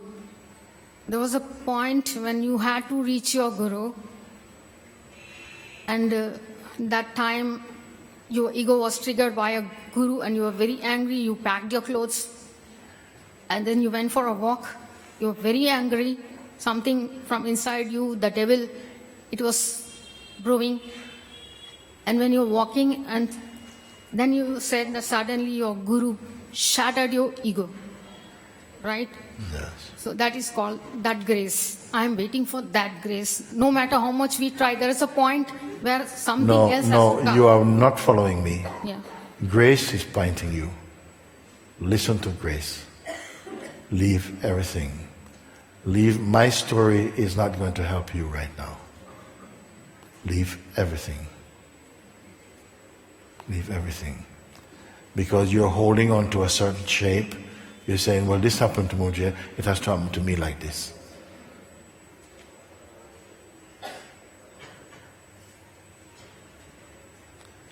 For many years, I'm pointing to beings. One by one, they're finding it out. Don't touch anything at all. Pay attention what remain. The self is not an event.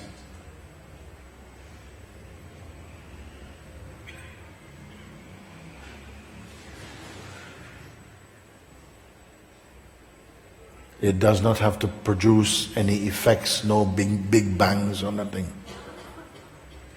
It is guiding you now.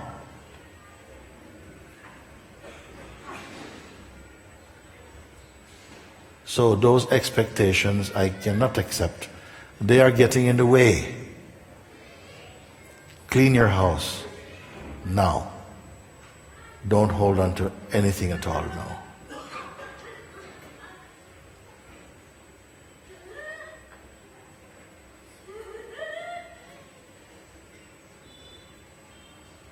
Empty, empty, empty, beyond even the concept of emptiness. Leave it. So there should be no effort. You're not holding on to any particular way of being. Very unusual. Perhaps this is the first time you have allowed yourself to come here.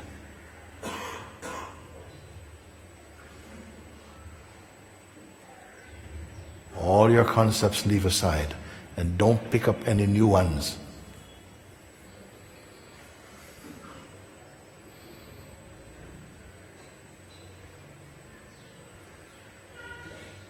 Some people, they say they have been practicing spirituality 20, 30 years, but they have not done it.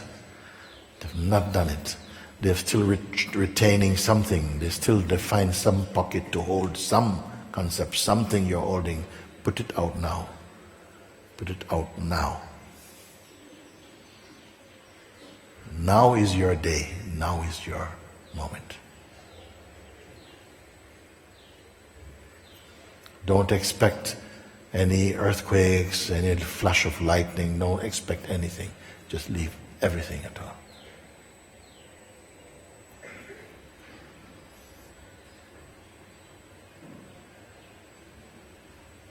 Leave your mind.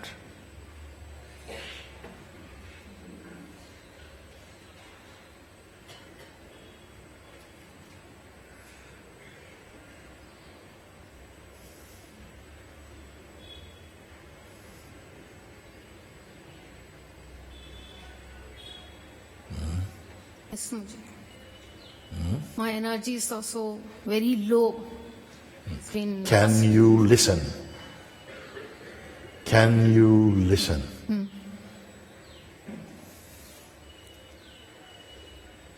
Can you listen? Leave everything. Don't care about where your energy is. It makes no difference to what I'm showing you. It doesn't matter where you're born, how long you have tried, how many times you may have thought you failed. Doesn't matter who you think you are, where you're going to go. All these things don't matter now. Leave everything. Can you do it? Can anybody do it? Can anyone simply leave it alone? Leave it alone. Leave yourself alone. You are the one molesting yourself.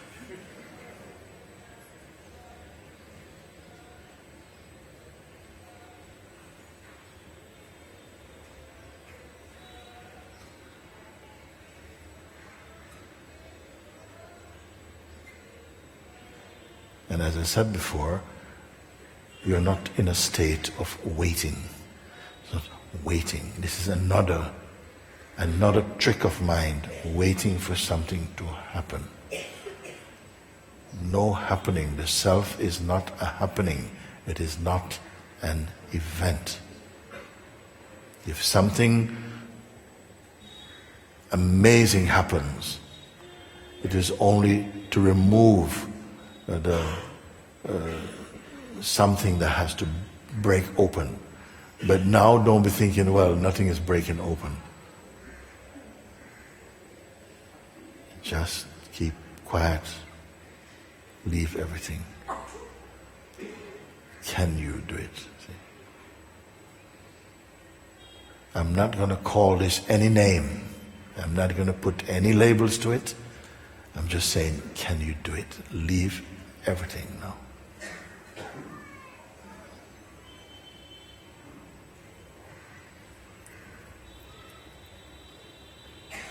And examine what remains.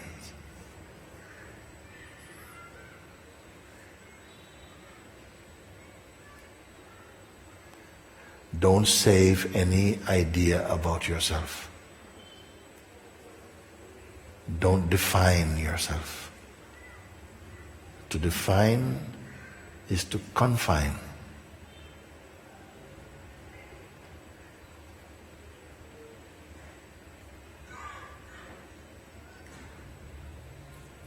And even if there's a sense of waiting or expectation, you're aware of it, but don't touch it. Don't caress him.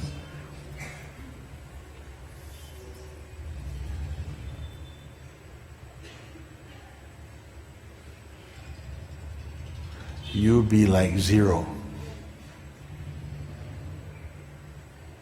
without the shape.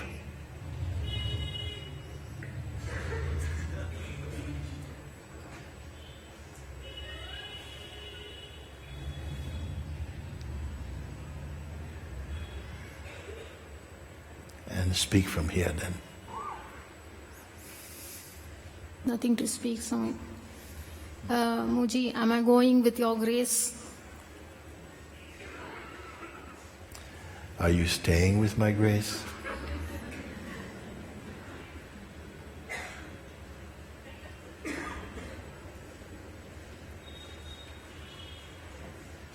If you stay with my grace, you will go with my grace.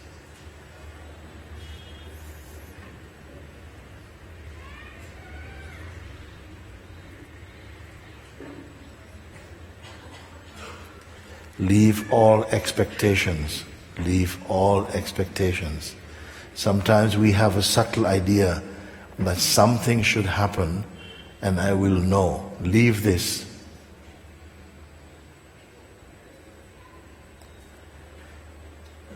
The self is already the self.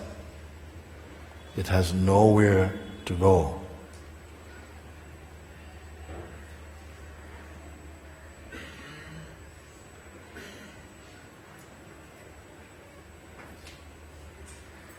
Little interferences are coming, little things, and you are letting them trouble you, but they are nothing at all. Some little disbelief in the mind or some doubt, but that is also only another movement, another thought. You need not hone that thought, it's just a movement. Let them move, let them happen, but don't attach yourself to them. Nothing touch you. You are not your person.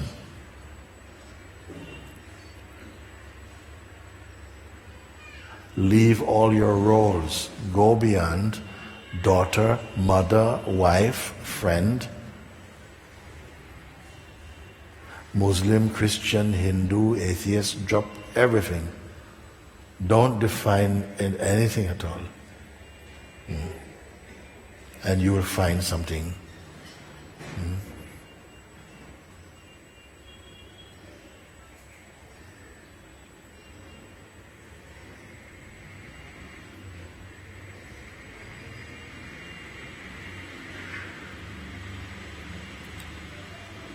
Even the one who wants perfect realization, now it's time to leave this one also.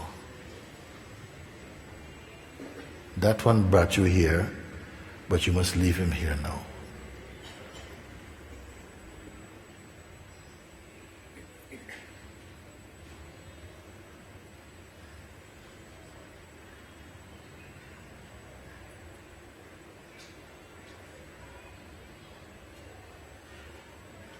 Feel a bit of disappointment?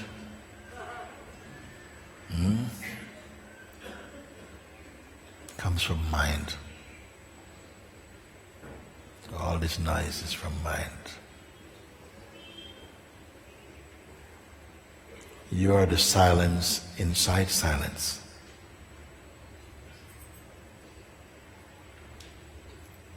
You are the stillness inside every movement. You are the formless inside each form.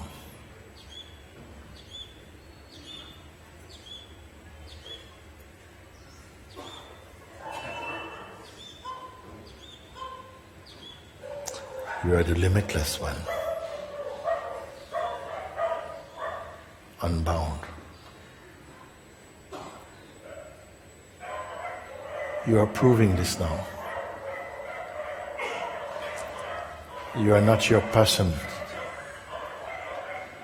Person is your dream, your imagination.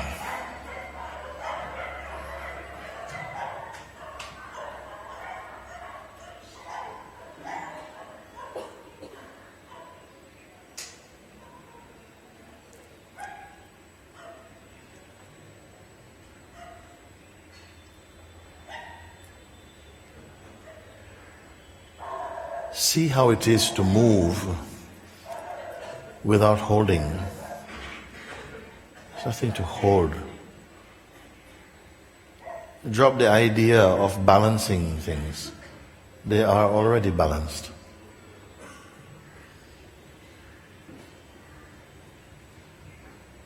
Pay attention to your being.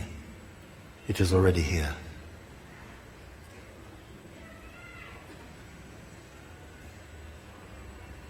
The mind and all its movements are watched from the stillness of being.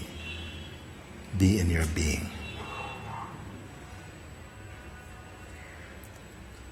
Be faithful to it. Stay with it. Don't be too quick to try and assess it or evaluate. Simply stay put. And respond in life naturally.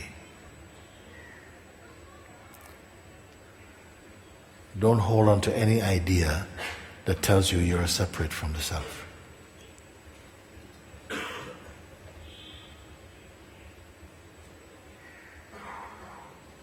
You are before mind.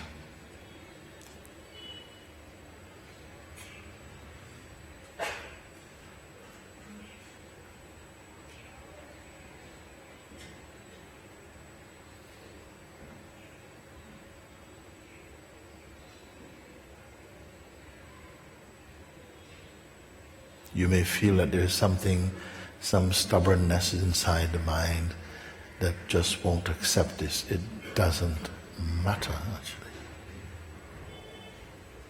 You are aware of acceptance and rejection. You are neither of them. You are beyond. You watch these play of interrelated opposites, but you are not caught in the bubble of any scenario. You are the imageless witness. You are the imageless witness.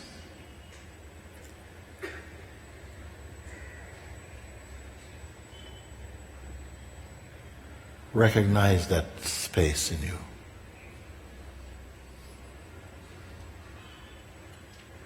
If you should turn your mind towards any trouble that you previously thought you had,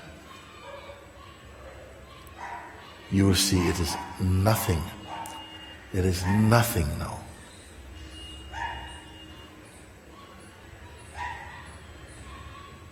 Because your consciousness and your attention has risen up to a higher altitude.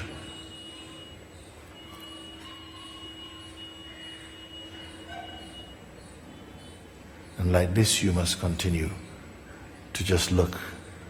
There's not a lot of work to do. There's not work. Pay attention only. Don't keep any favorite concepts. Just be reminded and look. Keep checking in. All this that comes through the senses and through the mind is seen. Therefore the mind and what it perceives through the senses, that itself is perceived. But that which is perceiving can that be perceived? The minute you feel this question, the attention moves away from the traffic of the mind of sounds and thoughts and sensation, and turn towards the source from where they are perceived.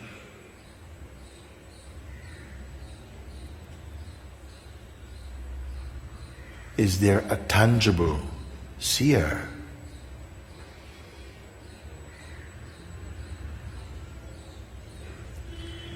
Now my words have to turn into experience now. They will not do as concepts now. They must become spirit in you. When you look from the place, from the source in which the mind itself is seen, time itself is seen, the play of duality is seen, what is perceiving them?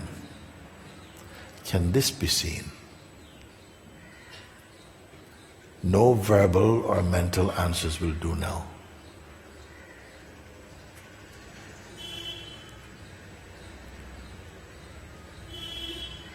Only your introspection becomes amazingly alive.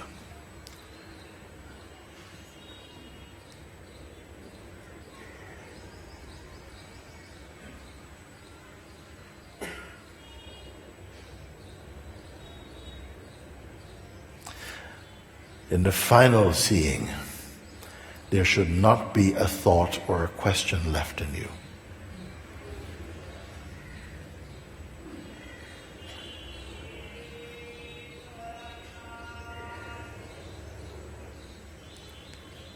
The functioning of perception is happening automatically, spontaneously.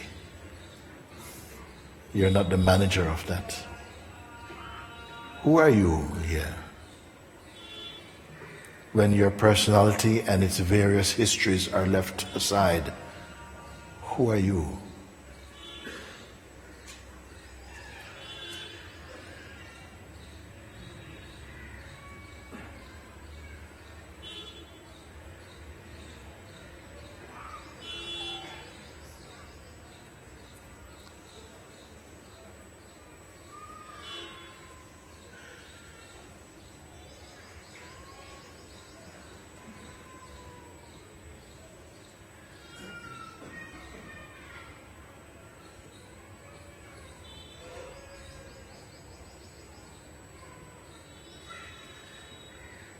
So don't pay attention too much to what is arising in the field of consciousness. They come and go, they come and go, come and go, come and go. You're noticing as simply confirmed that it's all traffic. Everything is here as a tourist, everything is coming and going. But the watching of them, even the seeing of them is perceived. Where are you now? Are you an object in front of the lens of perception, or are you behind the lens of perception?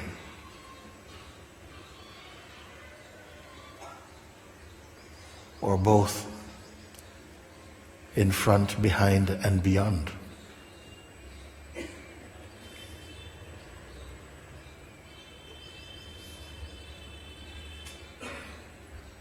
These are questions, introspections, that can only be answered by experience, not by concepts.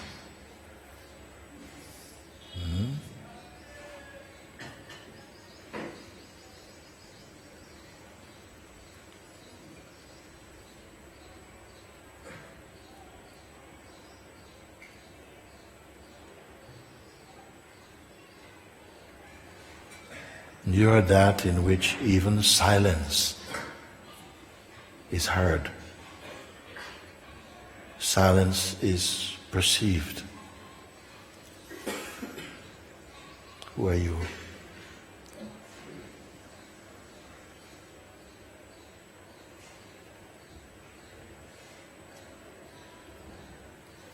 You're that in which presence and absence is perceived.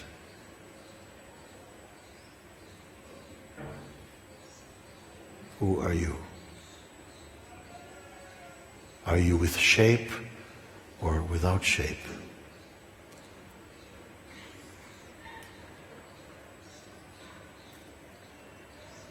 Shape you see, but the perceiver of shape can be seen or not.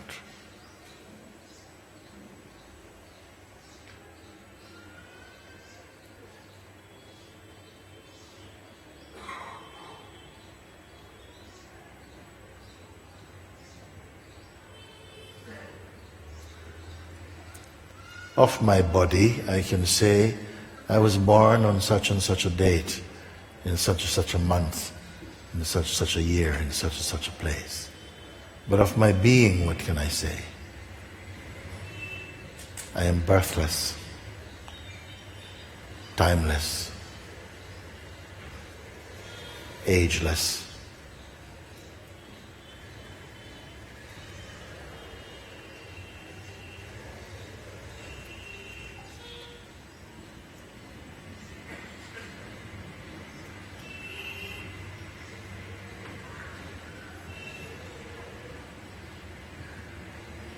I am neither a son nor a father.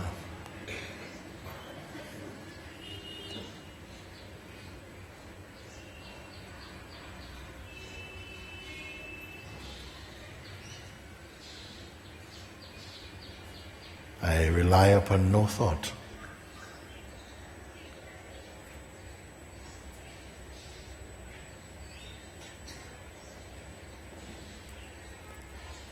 You do not owe your existence to any thought,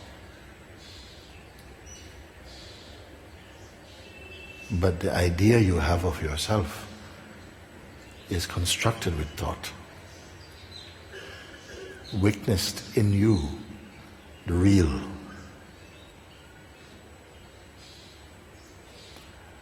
So these contemplations will continue in you.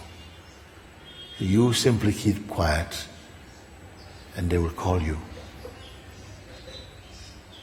They will call you. Be in their vibration.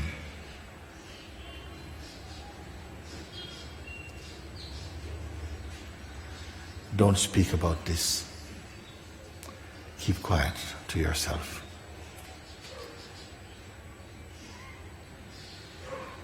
When you speak with people, you will see that this speaking is more superficial. Now there's depth, immeasurable depth. And yet you are beyond deep or shallow. How you will speak about these things?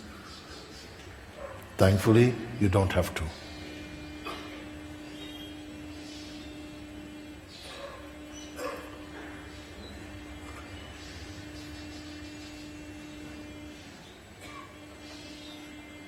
Gratitudes, namaste. Namaste.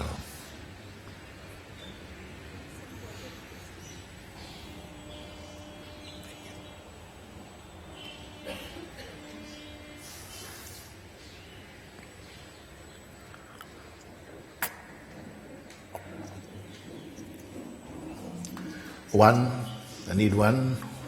Who is coming with it?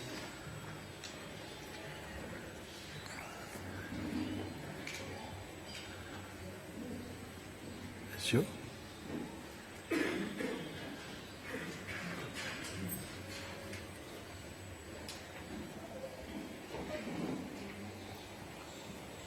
You come. Oh, you came. Okay, come then.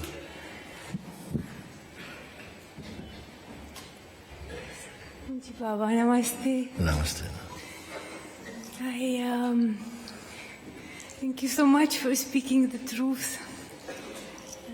It's immense, indescribable joy to hear the truth, and so happy to have this life to be confirming more and more Yes. what we speak. And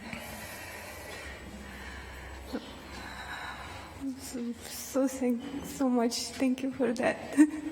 I love you so much. Yes, yes, yes. This love that you are feeling for also your appreciation for the truth is also love. And that love will burn everything that you are not. It will burn everything that is untrue. You see? And it is like it's a fatal attraction for your mind. It's like the moth that flies towards the fire. It is a beautiful awakening.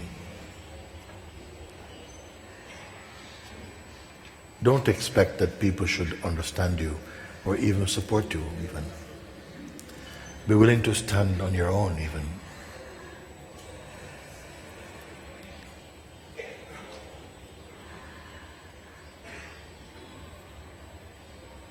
But there is something with you that because that is with you, the whole world can stand against you. But you are here.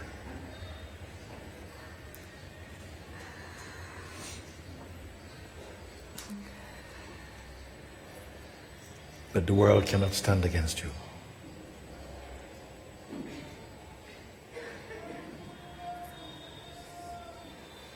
This truth, this love, I see in the hearts of everyone. Even I'm so thankful. My mom is watching these satsangs, even Dad. And my mom don't even speak English. Sometimes there's translation, sometimes not. And if their heart is in tune, because sometimes we learn because we have to listen through our mind. It's like it's the most universal and common instrument for interaction. But there are other ways also in which we resonate with each other. No, it doesn't have to be even if she doesn't speak the same language. I told also we used to have a donkey that loved satsang. His name was Vibhuti, her name, and she loved satsang. She watched all satsangs, and also display the various moods that we experience in satsang. Sometimes she would listen and she would go,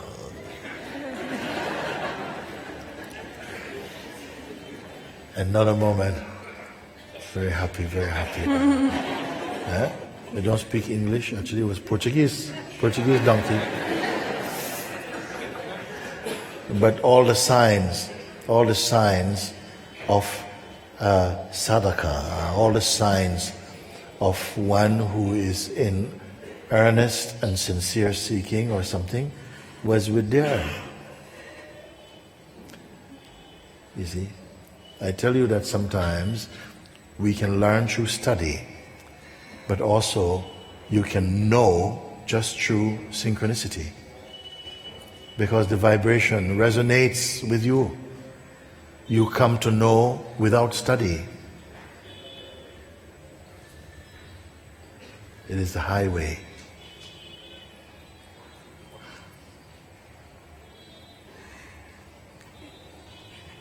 one thing I have to expose, or maybe there's a little question here also, because I see you talk about vigilance, and to be vigilant, not to become arrogant and things like this. And sometimes it feels that the mind takes on this role of being vigilant, and when mind takes on the role of being vigilant, you are aware of it. yes. Yes, there's an awareness of that. And this awareness, who told you his mind is being vigilant? If you know his mind being vigilant, then you don't have to worry about it. Yeah. Yes. You don't have to worry about it, you see, because what to do? You can't trust him, is like opening a business selling bananas and making a monkey your manager. You don't expect to do very good on this. So you're not going to be trusting your mind being vigilant. Don't worry about him. Thank you, Mooji. That's very good. Okay.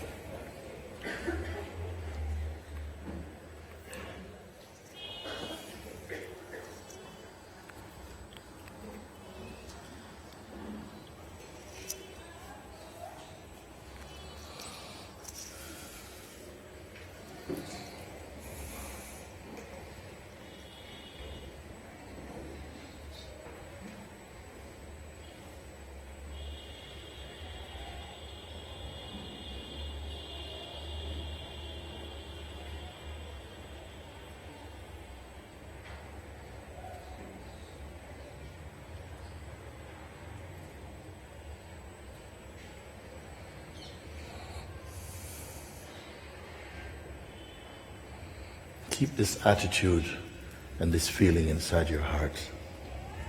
I'm here because I'm chosen for freedom.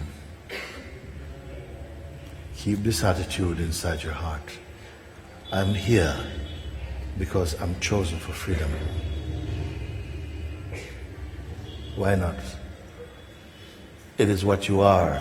If you are chosen for anything else in your life, it cannot be as more true than you're chosen for freedom. Because that implies your most true self.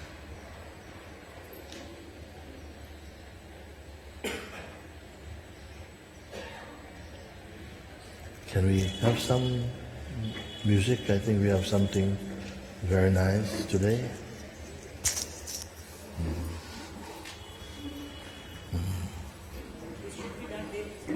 Huh? Yes, Baba is saying that this exercise, which is very good, says this exercise that we just did should be done daily.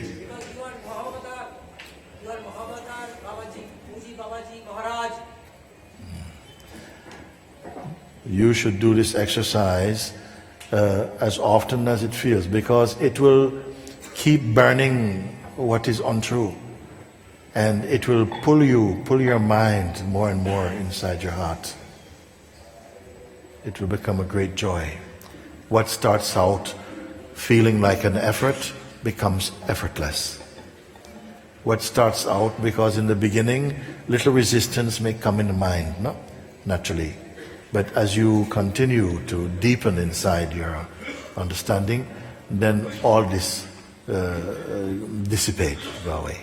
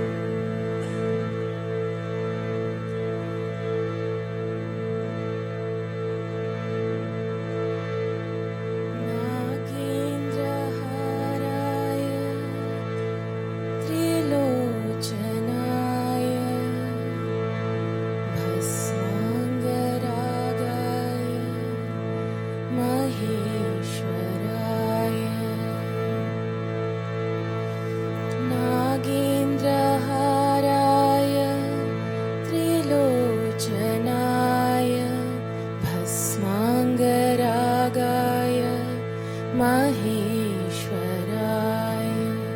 नित्याय शुद्धाय दिगम्बराय तस्मै नकाराय नमः शिवाय नित्याय शुद्धाय दिगम्बराय तस्मै नकाराय नमः शिवाय नमः शिवाय नमः शिवाय नमः शिवाय शिवाय नमः शिवाय नमः शिवाय नमः शिवाय नमः शिवाय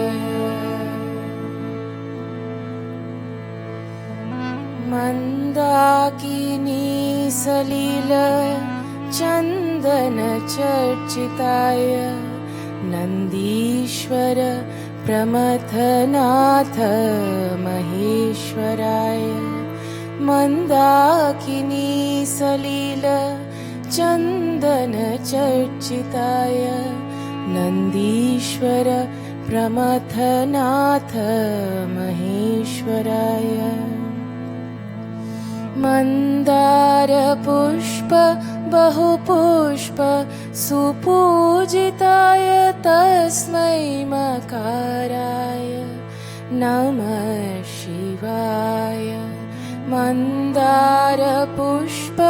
बहुपुष्प सुपूजिताय तस्मै मकाराय नमः शिवाय नमः शिवाय नमः शिवाय नमः शिवाय शिवाय नमः शिवाय नमः शिवाय नमः शिवाय नमः शिवाय शिवाय गौरी वदनाब्जवृन्द सूर्याय दक्षाध्वरनाशकाय शिवाय गौरी वदनाब्जवृन्द सूर्याय दक्षाध्वरनाशकाय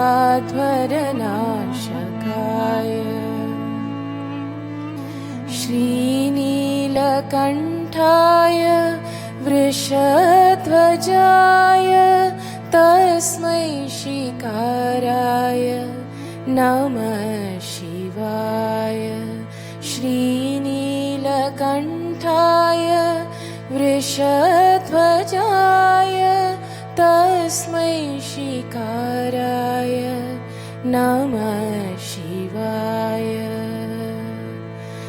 नमः शिवाय नमः शिवाय नमः शिवाय नमः शिवाय नमः शिवाय नमः शिवाय नमः शिवाय नमः शिवाय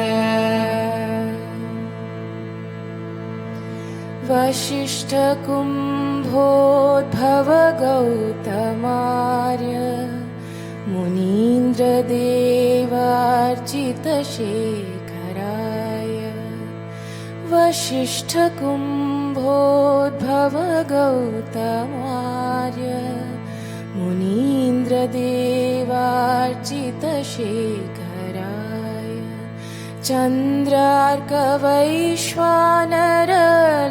चन्द्रार्कवैश्वानरलोचनाय तस्मै वकाराय नमः शिवाय चन्द्रार्कवैश्वानरलोचनाय तस्मै वकाराय Namah Shivaya. Namah Shivaya. Namah Shivaya. Namah Shivaya. Namah Shivaya. Namah Shivaya.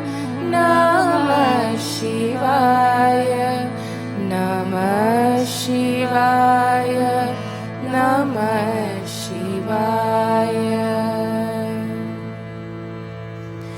Yajñasvarupaya Jatadharaya Pinakahastaya Sanatanaya. Yajñasvarupaya Jatadharaya Pinakahastaya Sanatanaya. Divyaya Devaya Digambaraya Tasmayakaraya Namah Shivaya. Divyaya Devaya Digambaraya Tasmayakaraya Namah Shivaya. Namah Shivaya. Namah Shivaya. Namah Shivaya. Namah Shivaya. Namah Shivaya.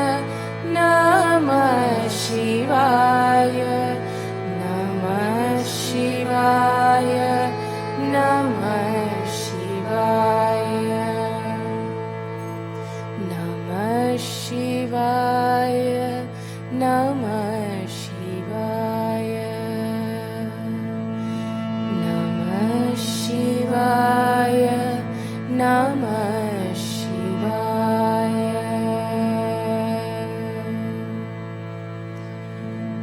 Panchaksharamidam punyam yappade Chivasannidho Shivalokam avapno